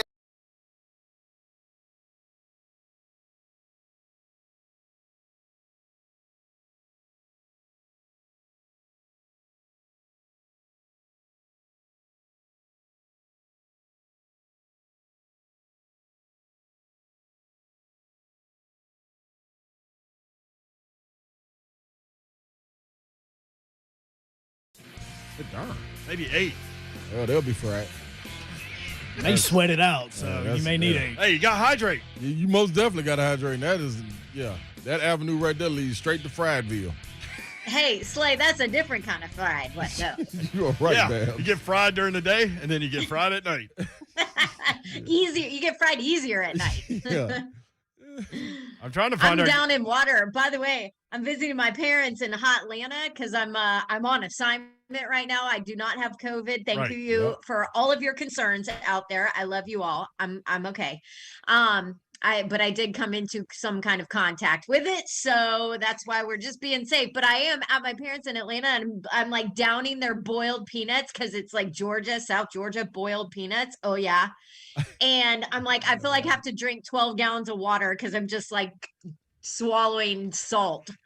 I've never had them, Babs. I always saw people boiling them, and I always smelled them, and I just never. What? You never stopped on the side of the road and just picked some up? No, I don't like them. What? I've never tried them. I never tried them. Blaine and Mickey asked the question, Bring me some back, Babs. Which food do you hate? Mickey's answer was watermelon. Yeah, I was crazy about me. Blaine's answer was chitlins. I don't think I know chitlins. No, you don't want to. Look it up. Well, I ain't going to say that. A lot of people say they're good. Pig intestines. Yep. Ooh.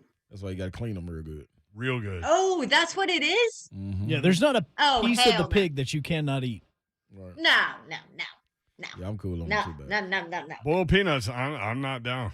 I would try it, though. I don't like avocado. I'm not an avocado guy. I don't like carrots. I love carrots. I can't stand it. I won't touch a carrot. What about Carrot Top? Do you like him? He's solid. Hey, be careful. He can probably mess you up now. Dude is jacked. I saw him. Yeah, he got jacked about 6 years ago, 6-7 years ago. He was huge. I thought it was fake. I thought it was like photoshopped, but it's really him. Mm-hmm. Yeah, he steroided up, I guess. Mm-hmm. The Nolensville baseball team jacked up Florida and Georgia. Last night, they jacked up Georgia to put themselves in the Little League World Series and the Southeast Regional Championship game against Georgia today. Fell behind 3-0. But I think 8 runs in the 5th inning, they end up winning. Wow. And so they win the Southeast Regional. As Joe Hunk said during his update, they'll be the 1 seed. And the coach, Randy Huth, will join us at 5:45 to talk about the team. Their uniforms are sick. They look like Vandy. And Vandy pitching coach's kid is on the team and actually was the winning pitcher yesterday. So congrats to those kids and those families from all over Williamson County. They will head to Williamsport, Pennsylvania, so congrats to them.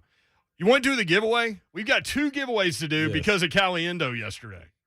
Caliendo, I mean, he went on a marathon tour with us. Yes. And if you haven't heard the interview, it's not really an interview, more like, stand up for him. Man. A little conversation from us, a whole lot of laughing from us, and not being able to talk from us.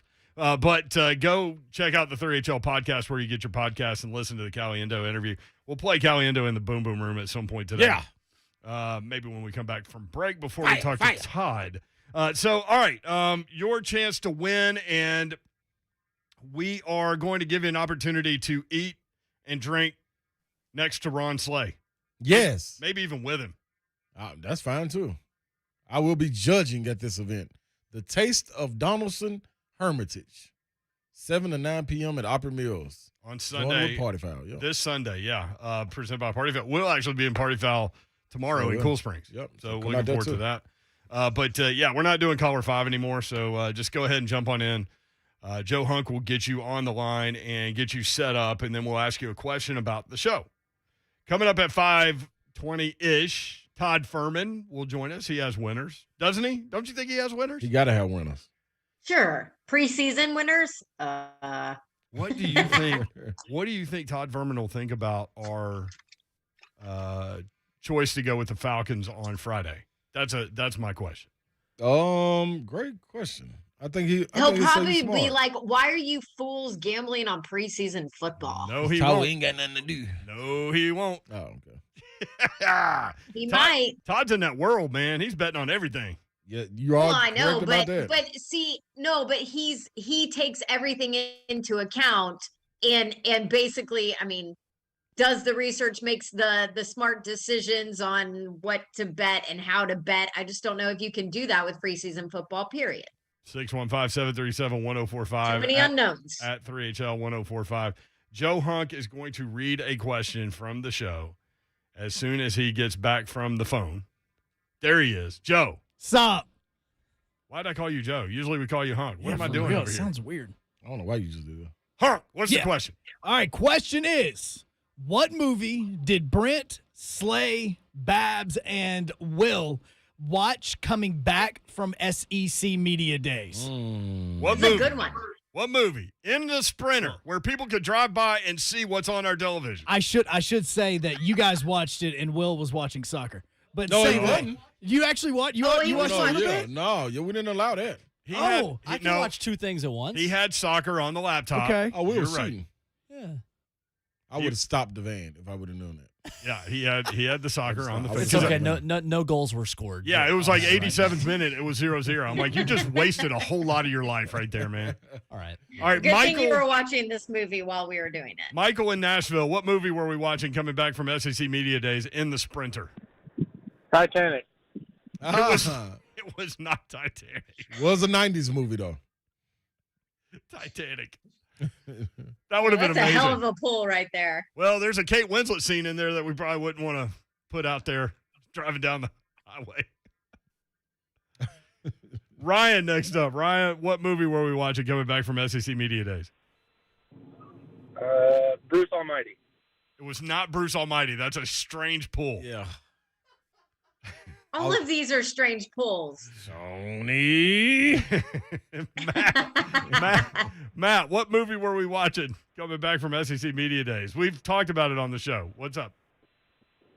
I'm going with Cool Runnings. Oh my gosh, none of these guys listen to us No, regularly man, this enough. is crazy. Y'all don't even listen to us. We haven't talked about this. Is kind of a hard one. We haven't talked about it that much. We haven't talked about it in a long time, too. In a long we talked time, about it but- the day after, and that's it. Almost the whole show, though. We were quoting lines Yeah, and and everything. it was not the movie the day after. It was not. She did not just give you a hint. Right. No. Jay-Z next up. That's interesting. Okay. Jay-Z. Yo. What were we watching, man? Man, I'm going to go with The Fugitive. That would have been a good pick. That would have been a good pick. That was Slay in high school. He was a couple different times. These are the most random choices of movies I love ever. it. I love it. We got Titanic, Fugitive. Cooper, what movie? Cooper knows it, Pulp too. Fiction. I knew it. I knew Cooper knew it. Cooper! The crowd goes wild. Well done.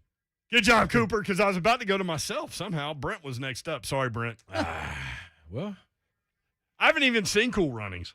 What? Wait, Seriously? what? Oh, it's such a great movie. Are you Did you make kidding? it? This Next is year. a first that Dawn and I have seen a movie that you haven't seen. Right? This has Based never on a happened true before. story. Next time we go to SEC Media Days, we'll watch Cool. Jamaica got a bobsled team. So good. All right, we really need to break. We've been chasing our tail Feel the the whole day. rhythm. Feel the rhyme. Right. All right. It's bobsled time. I need to. Don is quoting movies, Brent. Yeah, this is bad. This is Yes, it bad. is. I've seen 8 million more movies than she has, but she's got that one. Rob on Twitter, Pulp Fiction. Yeah, Cooper won. We're going to do another question when we come back. Also, Todd Furman. And Good we're job, Coop. going to play at some point. We got to work it in. Frank Caliendo in the Boom Boom Room. Somehow, some way. We'll be right back. The NFL preseason is finally here, and the Titans pay an early visit to Julio Jones' former team, the Atlanta Falcons. Mike Keith and Coach Mack have the kickoff Friday night at 6. Touchdown! On your home for Titans football and flagship for Titans radio, 104.5 The Zone. Get ready. Saving starts with Xfinity, because when you get Xfinity Internet and mobile together, you can save up to $400 a year on wireless over AT&T. Enjoy fast, reliable internet at home and nationwide. 5G on the go included at no extra cost. That means you can connect to everything you love, whether you're your next level gaming aficionado like Hunk, an online shopping mastermind, or like Babs, or crushing the research project like Slay. So go ahead, stream on all your devices or video chat from anywhere and save hundreds while doing it, because saving starts with Xfinity. Get Xfinity Internet for $20 a month for 12 months with a 1-year agreement. Plus, add Xfinity Mobile and ask how to get an eligible 5G phone on the house, and for a limited time, $300 back. Don't miss out. Go to Xfinity.com/start saving. Call 1-800-XFINITY or visit a store today. Internet offer ends September 7th. 2021 requires paperless billing and auto pay. Restrictions apply. New performance starter internet customers only. Equipment taxes and fees are extra and subject to change. After the term, regular rates apply. Savings based on optimized pricing. Actual savings may vary. We buy any car. We buy any car. We buy any car. Any.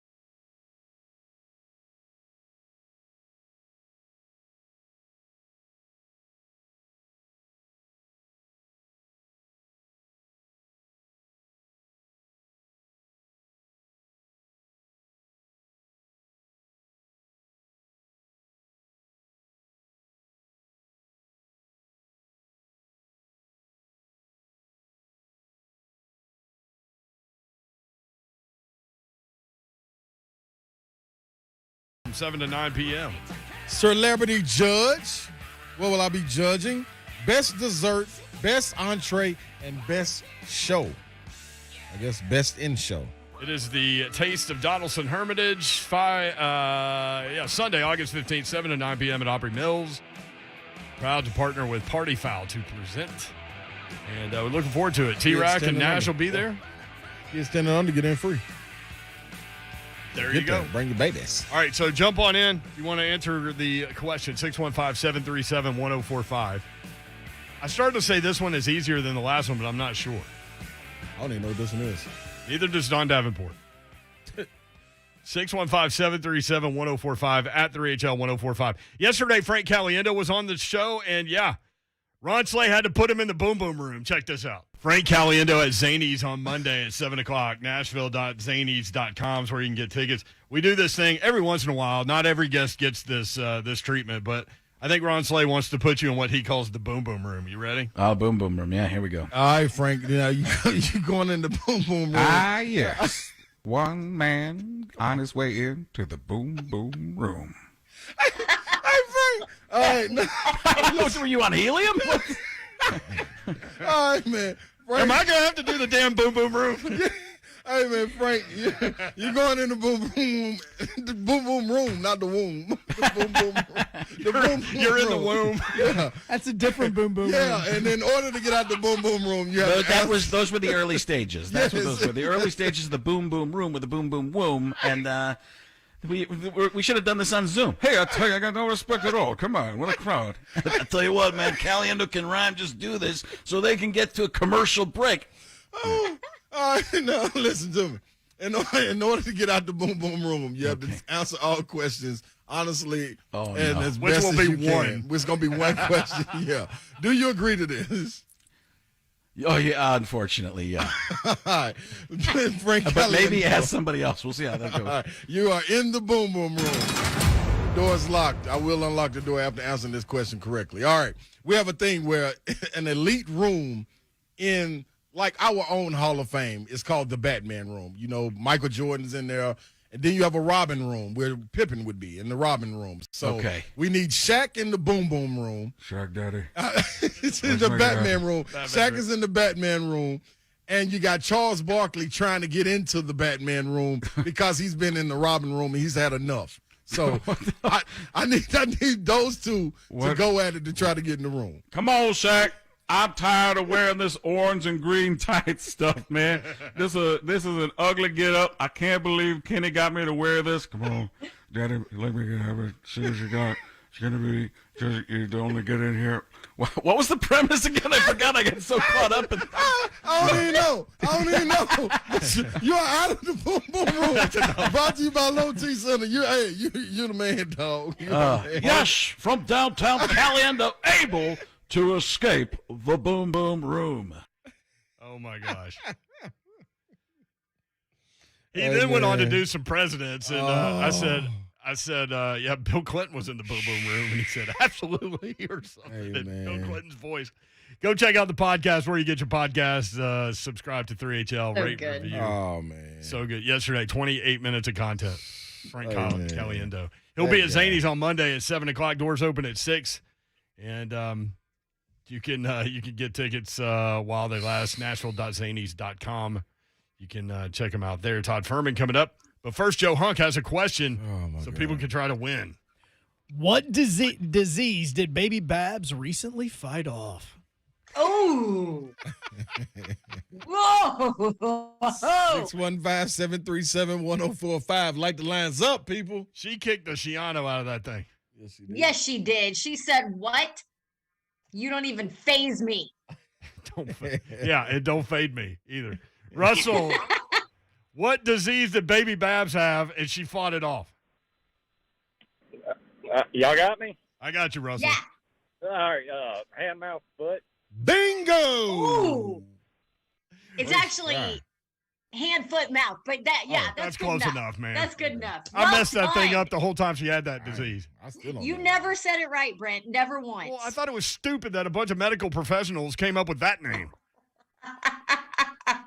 They've got a name for everything, like extremitosis or something. I don't know. I know, like you can't come up with something better than hand, foot, mouth. That's all you got. And you never Hey, got well it, done, so that's though. good. That was well done on the first take. Mm-hmm. There you go, Russell. All right, Russell. Todd Furman. Good coming job, up. Russ. Randy Huth coming up at 5:45. He is the head coach.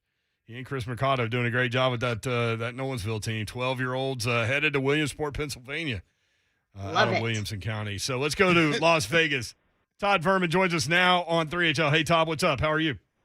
I'll say one thing. If you guys want me to handicap the Little League World Series, I do not have numbers in front of me and do not feel equipped to answer any of those particular questions in this segment. What? Come on, Todd. Come on. You can come up with anything. Every now and again, I can pull numbers from a variety of places, but this is something slightly above my pay grade, so I'll do what I can to make sure I have those in front of me next week from far and distant places. You can't bet on that, can you? Oh, hell yeah, you can. Not legally you can't, but I'm sure you got plenty of tavern owners and bookies throughout the state of Tennessee that are more than happy to take local action. Just be prepared to lay an extra 30 or 40 cents or maybe an extra half a run to full run if they want to inflate the numbers the right way against the local boys. Love it. Can you go All offshore right. for something like that? You can for relatively low limits because I'm pretty sure that it's pretty easy if you wanted to try and tinker with the outcomes to get to a 12-year-old. If you offered them a free extra ice cream or maybe an extra hoodie, you might get a depth player somewhere on the roster to happen to throw a wild pitch if you're catching 4.5 runs and just slide inside that number with that free pass late in the game. Could you imagine the scandal if that really happened, that somebody got to a 12-year-old? I mean, we've seen it before in a variety of different levels, so, why not have somebody try and venture into that Pandora's box? But all kidding aside, that may be the purest form of sports gambling, as ridiculous as that sounds, but typically low limits, $100, $200 there, but there are folks that will dive into those numbers and do everything they can to give themselves an edge as it pertains to getting to Williamsport. Todd, how do you bet on preseason football? What is your strategy there? You do a lot of reading, you do a lot of research, and you make sure you follow all 32 beat writers that have the best scoops well in advance, trying to figure out which teams may want to go out there and start to build that culture. They may have a quarterback battle on their roster, and to try and take advantage. One of the biggest line moves we've seen so far for this weekend's games will take place on Saturday night, where Jacksonville will play host to the Browns. The Browns opened as much as a 3.5, 4-point road favorite. You're now seeing Jacksonville a modest 1.5-point favorite, and a lot of speculation that Urban Meyer is going to want to try and do what we've seen from the Steve Spurriers and the Nick Sabans in the past, create that winning culture. But more importantly for the Jags, they have 4 guys on their roster that are more than capable of taking advantage of second and third string defensive players. When you look at Trevor Lawrence, Gardner Minshew may be vying for a job somewhere else, Jake Luton and C.J. Beathard, whereas I think the Browns' days of winning in the preseason, those are in the rear view. This is a team that wants to win the AFC. You can't win the division title or get to the Super Bowl by good performances in August. Do you see big line moves in preseason football, comparatively speaking? Yeah, you'll see significantly larger line moves in preseason than you will during the regular season. I mean, if there's a 6-point move for an NFL regular season game, it typically has to do with injury more so than anything else. But seeing games move a field goal, if not more, pretty common occurrence. Again, these are relatively low limits that are available for folks that want to bet preseason compared to regular season games, but professional bettors are going to do everything they can to take advantage of the information at their disposal to be able to maximize some of their return, something that they can't do during the regular season with that same level of proficiency. Hey, let me ask you this. With it being tinkered with as far as the coach saying that Carson Wentz may be ready, so with the linemen, anything going on with, the bets and the odds of them being able to make the playoffs or back in winning the division? Yeah, their number has moved a ton, Ron, with some of that news, and reports were that both Wentz and Quentin Nelson were at practice earlier this week without, a boot or anything like that, which clearly a positive sign. We saw Chris Mortensen and Adam Schefter report this morning that those guys have a chance to play week 1. So that was a game where when the Colts were expected to be at 100%, they were a 2.5-point home favorite against the Seahawks. When it looked like Wentz and Nelson, amongst others, were going to get ruled out, you saw the Seahawks move to as much as a field goal favorite. That number now has come back a little bit, hovering right around Pick'em or even Seattle -1, because we're not quite sure if they're going to be able to go. As far as the division is concerned, the Colts price drifted out to plus $1.30, plus $1.40. It's come back about 10 or 15 cents. And futures-wise, that number has drifted out as well. But going to be interesting to keep tabs on the cat and mouse game that'll transpire from now until we see the Colts on the field for real September 12th.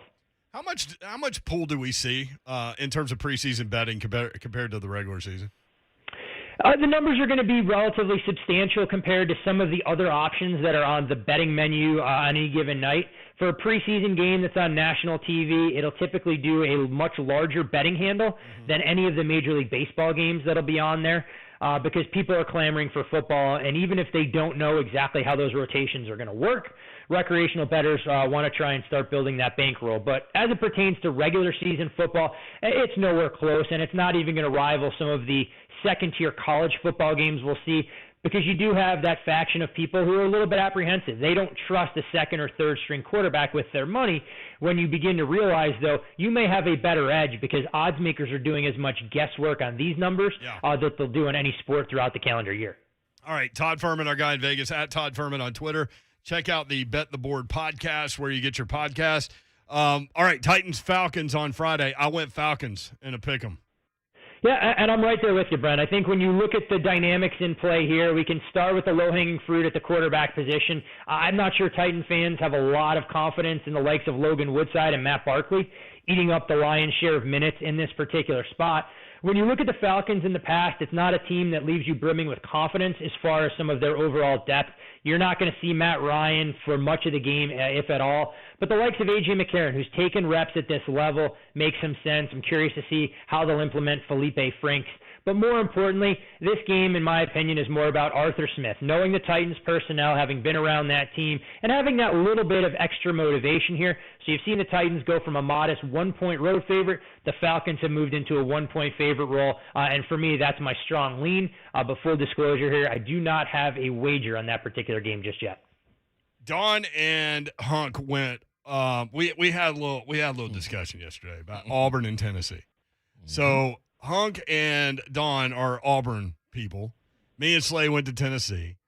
So we have Tennessee winning one more game than the total that we saw at the time of 5. Was it 5? No, we had it right on the number, 6. Yeah, ours was 6. We had it right on the number at 6. They had Auburn's number one game higher than the 7 that we found with 8 wins. Who has a better chance of getting that thing right? Well, I've only bet one of those two teams under their win total, and Brent, you and Slay won't be happy with me because my win total bet is on the Vols under 6.5 at a number that was only available at a handful of shops. And if we go through Tennessee's schedule kind of game by game, I really believe the biggest swing game as far as their win total is concerned is right out of the gates week 2 against Pittsburgh at home. Yeah. It's a game where you're going to see Tennessee short home favorites in that particular spot. But if you drop that game, trying to find 6 wins even for a push will become extremely difficult because you go through their road schedule at Florida, at Missouri, at Alabama, at Kentucky. I'm not sure they win any of those games. Let's assume Bowling Green they don't lose, although sometimes that's a leap of faith with Tennessee in non-conference games, even as a 4-touchdown-plus favorite. Stop talking. And Tennessee Tech are both very winnable. And then you look at the back portion of their schedule. Georgia at home, a loss. South Alabama and Vanderbilt are going to be 2 pivotal games there. I think the Jags will be a lot better with Kane Womack as their head coach. But I think Tennessee this season, just getting to 6 wins in Josh Heupel's first season would be considered a win. So for me, I went under there. Auburn, on the other hand, it's a team that I don't have high expectations for either, just because I haven't seen the maturation of Bo Nix. I don't necessarily believe that Brian Harsin He's is got a new going coordinator and a new head coach. Furman. He's been the quarterback at Auburn for 72 years. Yeah, a new head coach, Don, who's recruited in that neck of the woods probably as much as I have over the last 10 years. I just don't have a stop in Jonesboro anywhere on my roster. And when you look at Auburn's schedule, if you assume a loss at Penn State, which is honestly a game I think they can win, I really believe they have to be 4-0 out of the gates before they go to Baton Rouge in October to get over their win total. But I think Auburn, in my opinion, has a slightly higher ceiling than Tennessee. So for that reason, I would lean under, but it's not a win total I've bet. Okay. So I would have gone under 6.5 for Tennessee. And that's also. what we said. We said we would have, but we thought it was a 5.5 line. So that's why we said. The bigger question I have for you guys, there is a book out here that offers just SEC win totals for the Vols. Their over-under is 2.5. Which way would you guys go with just conference wins at 2.5? Oh, they need to go lay out in the sun. That's what they need to go do. And don't nobody bring them no water. Stay out there where you at in Vegas, lay in the sun, and don't bring them no water making that bet. I would lay off that bet, Todd. Man, I'm going over. I'm going over. I'm jumping all over that bet. I'm going over 2.5 man, get on out of here, man. Who y'all think y'all talking to? Hey, I'm just laying it out there. I mean, we know odds makers, they're able to separate their heart from their wallet. We know that Slay hasn't been in this business long enough that we can give him the benefit of the doubt there. The more he starts to bet, though, he's going to start to come around Brent and Dawn like the rest of us and go, you know what? I'd like to see Tennessee win games, but if I can make money betting against them, I'd be foolish not to. Correct.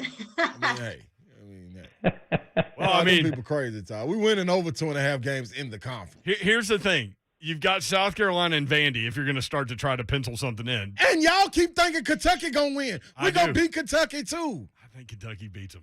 Y'all wrong. Todd, what do you always tell us? You don't put your money on emotions. You just don't do Nope, it. you're 100% right, Don. And Ron will have to learn the hard way all about the happiness hedge as it pertains to sports betting. You bet Tennessee under their win total. If they underachieve, you got a few extra bucks in your pocket. If they overachieve, Ron, you can come into the office pounding your chest going, look at my alma mater. We're going bowling. We're going to play in the Independence Bowl because we know that's what Vols fans get excited about during Christmas time. The funny thing is, Todd, I'm going to come pounding my chest regardless. So, I mean, that doesn't say much. At Todd Furman on Twitter. Thank you, Todd. Always a pleasure. Do I sound emotional? No, not at all. No. Not at all. Heck no. 12 of you Nolensville kids going to Williamsport, Pennsylvania to represent Tennessee in the Little League World Series. Randy Huth, the head coach, joins us next on 104.5 The Zone. Do I have everybody's attention now? Coming up tomorrow morning. If you missed today's show with Rhett Bryan, Buck Rising, Brad Crawford, and my VFL brother, Inky Johnson, you can listen to all of it when you download the podcast. Coming up Thursday, my frenemy, Steve Palazzolo of Pro Football Focus, and you will hear part of my conversation with Titans linebacker Rashawn Evans. J. Mart and Ramon, tomorrow morning from 6 to 10 a.m. on 104.5 The Zone.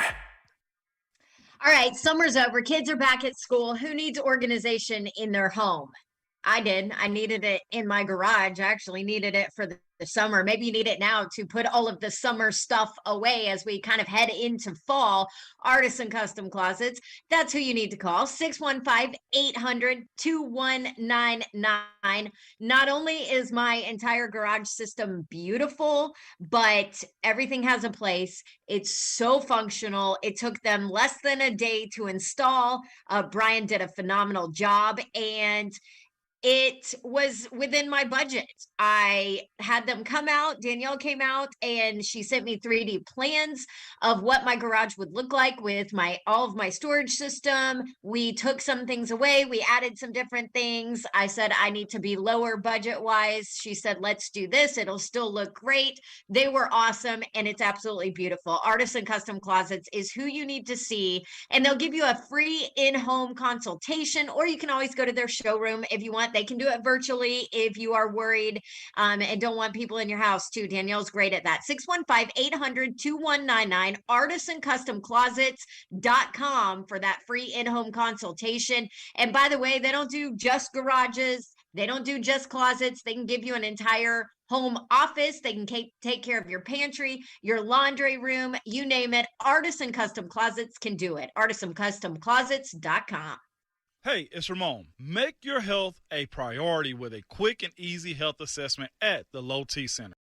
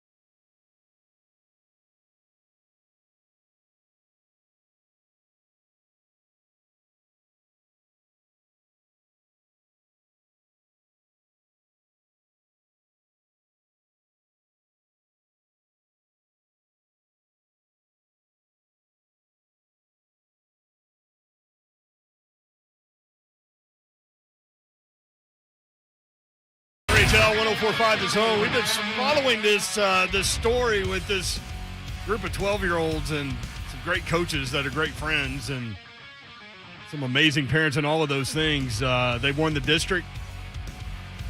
The Nolensville 12-year-olds won the district, and they won the state championship. They participated in the regional championship in Warner Robins, Georgia, and they won it all. They won today against Florida. The head coach, Randy Huth, joins us now. Randy, what's up? How are you, man?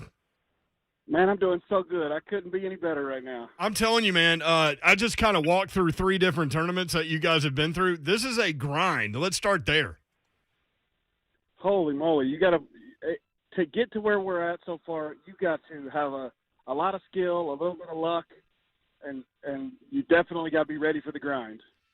Last night, you guys, it's funny, and people keep asking me, why are they taking 2 from each region? Well, the answer is the international kids are not participating this year in the Little League World Series. So it's 2 teams from each region. So it's kind of a weird thing in that you guys clinched your spot in the Little League World Series last night, or last night, but still had to come back and play the championship game today. Let's start with that win last night. How special was that? What was the feeling like when you got that last out and you knew you were going to Williamsport? I mean, it's tough to explain. First off, Georgia had already beat us early in the tournament in a heartbreaking way. I mean, they just ripped our hearts out in a walk-off on Saturday night. So we had to play elimination games every single day leading up to yesterday. So we got a redemption game against Georgia. So to be able to beat them after they had beat us in such a way, that was outstanding and amazing.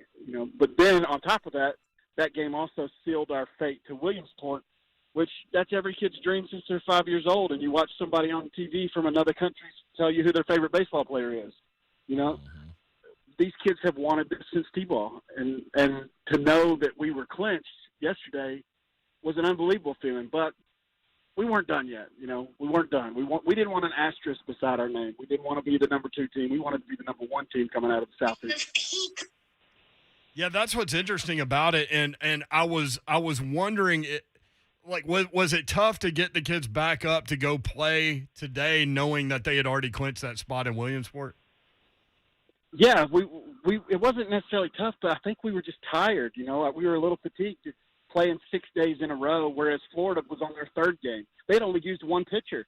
Florida hadn't even had to use a 2nd pitcher yet, So they were on their 3rd game, and we were on our 6th. So we were a little fatigued, and it took us – we were hitting the ball hard, but hitting it right at guys. And then we started to loosen up as the game went, and by the 5th inning, we just started having fun again. And when we have fun, we are a very tough team to beat. So what's the plan? Randy Huth, the coach of the Nolensville Little Leaguers, that is now Team Tennessee, that will be the number 1 seed out of the Southeast region, going to Williamsport, Pennsylvania to play in the Little League World Series. What's the process now? When do you guys go? When do you start all those things? So because of the COVID, we are in the COVID bubble now. So we just got a bus to Atlanta, and now we're checking in our hotel. We stay in a hotel for tonight and tomorrow night, and at 4 a.m. on Friday, a bus picks us up and takes us to Williamsport. Whoa! So we don't even get to go home. So these kids will be away from their parents for nearly a month by the time we get done. Oh, and my some of them have been gosh. away from their parents for even a couple days. Now, Coach, That's rough. Yeah, that is. it is a grind. How you controlling to cut the games off at night? Because the Xboxes and Oh, PlayStations got to be rolling, is. baby. It is a task. We have to do bed checks every single night with the kids to make sure they're turning the games off. But tonight, we don't have a game tomorrow. We don't have a game the next few days. Let them play. Yeah. Coach, let me ask you one more question. The morale of the team, who is the leader between the group? Not the person that's making all the hits or making the catches or pitching. Who's the guy that's the leader, like the morale leader of the group? Or does this all fall on the coach's shoulders? Oh, no chance. These guys, there's definitely kids that are pushing this team just as much as the coaches are. But Nolan Brown has been the leader on the field. But in the dugout, Tanner Jackson, the little third baseman that everybody loves, who had the best region you can imagine. He's definitely the best third baseman in the region, maybe the best Little League third baseman in the country. But that kid, with his long hair, and every time he makes a play, he flexes and screams, "Let's go!" Hold on, Every time he does Coach. Is that my guy, the speedster? Yes. Yeah, That's Tanner Jackson. That's my boy. Lock the door, Tanner. Come on, baby. That's my boy. Yeah, that's what I'm talking about. And he actually made the final out of yesterday's game against Georgia too. So that dude, I couldn't be more excited. And that kid's a firecracker. Yes, he is. I love it. I mean, that's when things get special, right? When you as coaches, even when you're talking about 12-year-olds, when you can kind of turn things over to the kids. It's unreal. You know, you have a guy like Nolan Brown who's grown up around the game of baseball because his father is the pitching coach for Vanderbilt. Yep. I mean, you know, he's been to Omaha 3 times. Most people haven't been once. So he's been around the game. So he's like having another coach, even though he's only 12. He's having another coach on the field. But then you get those kids that are emotional leaders, the Tanner Jacksons of the world, who they're irreplaceable. They are a lot like your friend who you're sitting next to right now, Brent Ron, who was an emotional leader on the court. That's why that's my guy. Well, it's going to be fun. You've been before, but you told us as you started this journey that this might not be the most talented team we've had, but it may be the best team we've had. And now you're going to Pennsylvania again. So we always appreciate the visit, man, and congrats. Tell Coach Mercado hello, and congrats to him. And tell the kids, man, Nashville's behind them. Represent. Rooting for you guys. We are so happy, and we are very gracious, and we appreciate the support that you guys have given us. So thank you for giving us a platform to be ambassadors for the game. Love it, man. We'll get Nashville going with this deal. Great Fight, story. Guys, fight. Hey, be ready. Play free, as I always tell you. And we'll talk to you soon. Thank you guys so much. Talk soon. Coach. There you go. Man, Little League World Series, hyped, man. Tanner, man. Middle Tennessee. That little dude, that cold-blooded, man. I'm going to be real. Listen, we've had teams from Kentucky go up there. We've had teams from Goodlettsville and South Nashville. That's what this team is. And it's always fun following these kids chase their dreams, man. I'm giving me a Tanner Jackson wig if they win this thing, man. I can't wait. Me and Tanner going to both have Goldilocks. 3HL after party coming up next, and me and Slay. Don's off Thursday, Friday. Me and Slay will be out at Party Foul in Cool Springs tomorrow. So come by and visit, have a drink in front of us, as I always say. And Babs, have a good couple days off. Thank you, boys. Y'all have fun too, and I can't wait to see everybody on Monday and talk a little Titans Falcons. It is. There you you say, go, Babs. We love you, Babs. Can't wait till Monday. Love you, boys. All right, holla. For Babs, Slay, and Joe Hunk. Good night. God bless. 3HL after party next on 104.5 The Zone.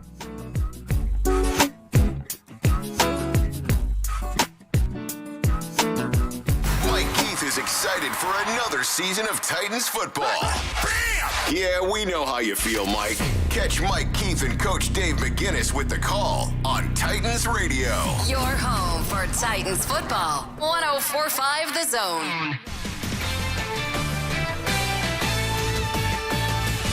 This is Tiki Barber with a CBS Sports Minute. When the San Francisco 49ers drafted Trey Lance with the 3rd pick in last April's NFL draft, you knew that the writing was on the wall for oft-injured starter Jimmy Garoppolo. However, given that Lance played college ball at North Dakota State and really only had one great season, a move to starter seemed at least a year or two away. But just 2 weeks into his rookie training camp, Lance is turning heads with his arm talent and poise, causing head coach Kyle Shanahan to accelerate his plans for his young signal caller. Earlier this week, declaring that Lance will see the field this year, even if it's in a secondary role similar to the one that we see Taysom Hill excel at with the New Orleans Saints. Unlike the Saints, however, who knew that Hill would never supplant Drew Brees, it's only a matter of time before Trey Lance takes Jimmy G's job. So if they like the kid so much, why beat around the bush?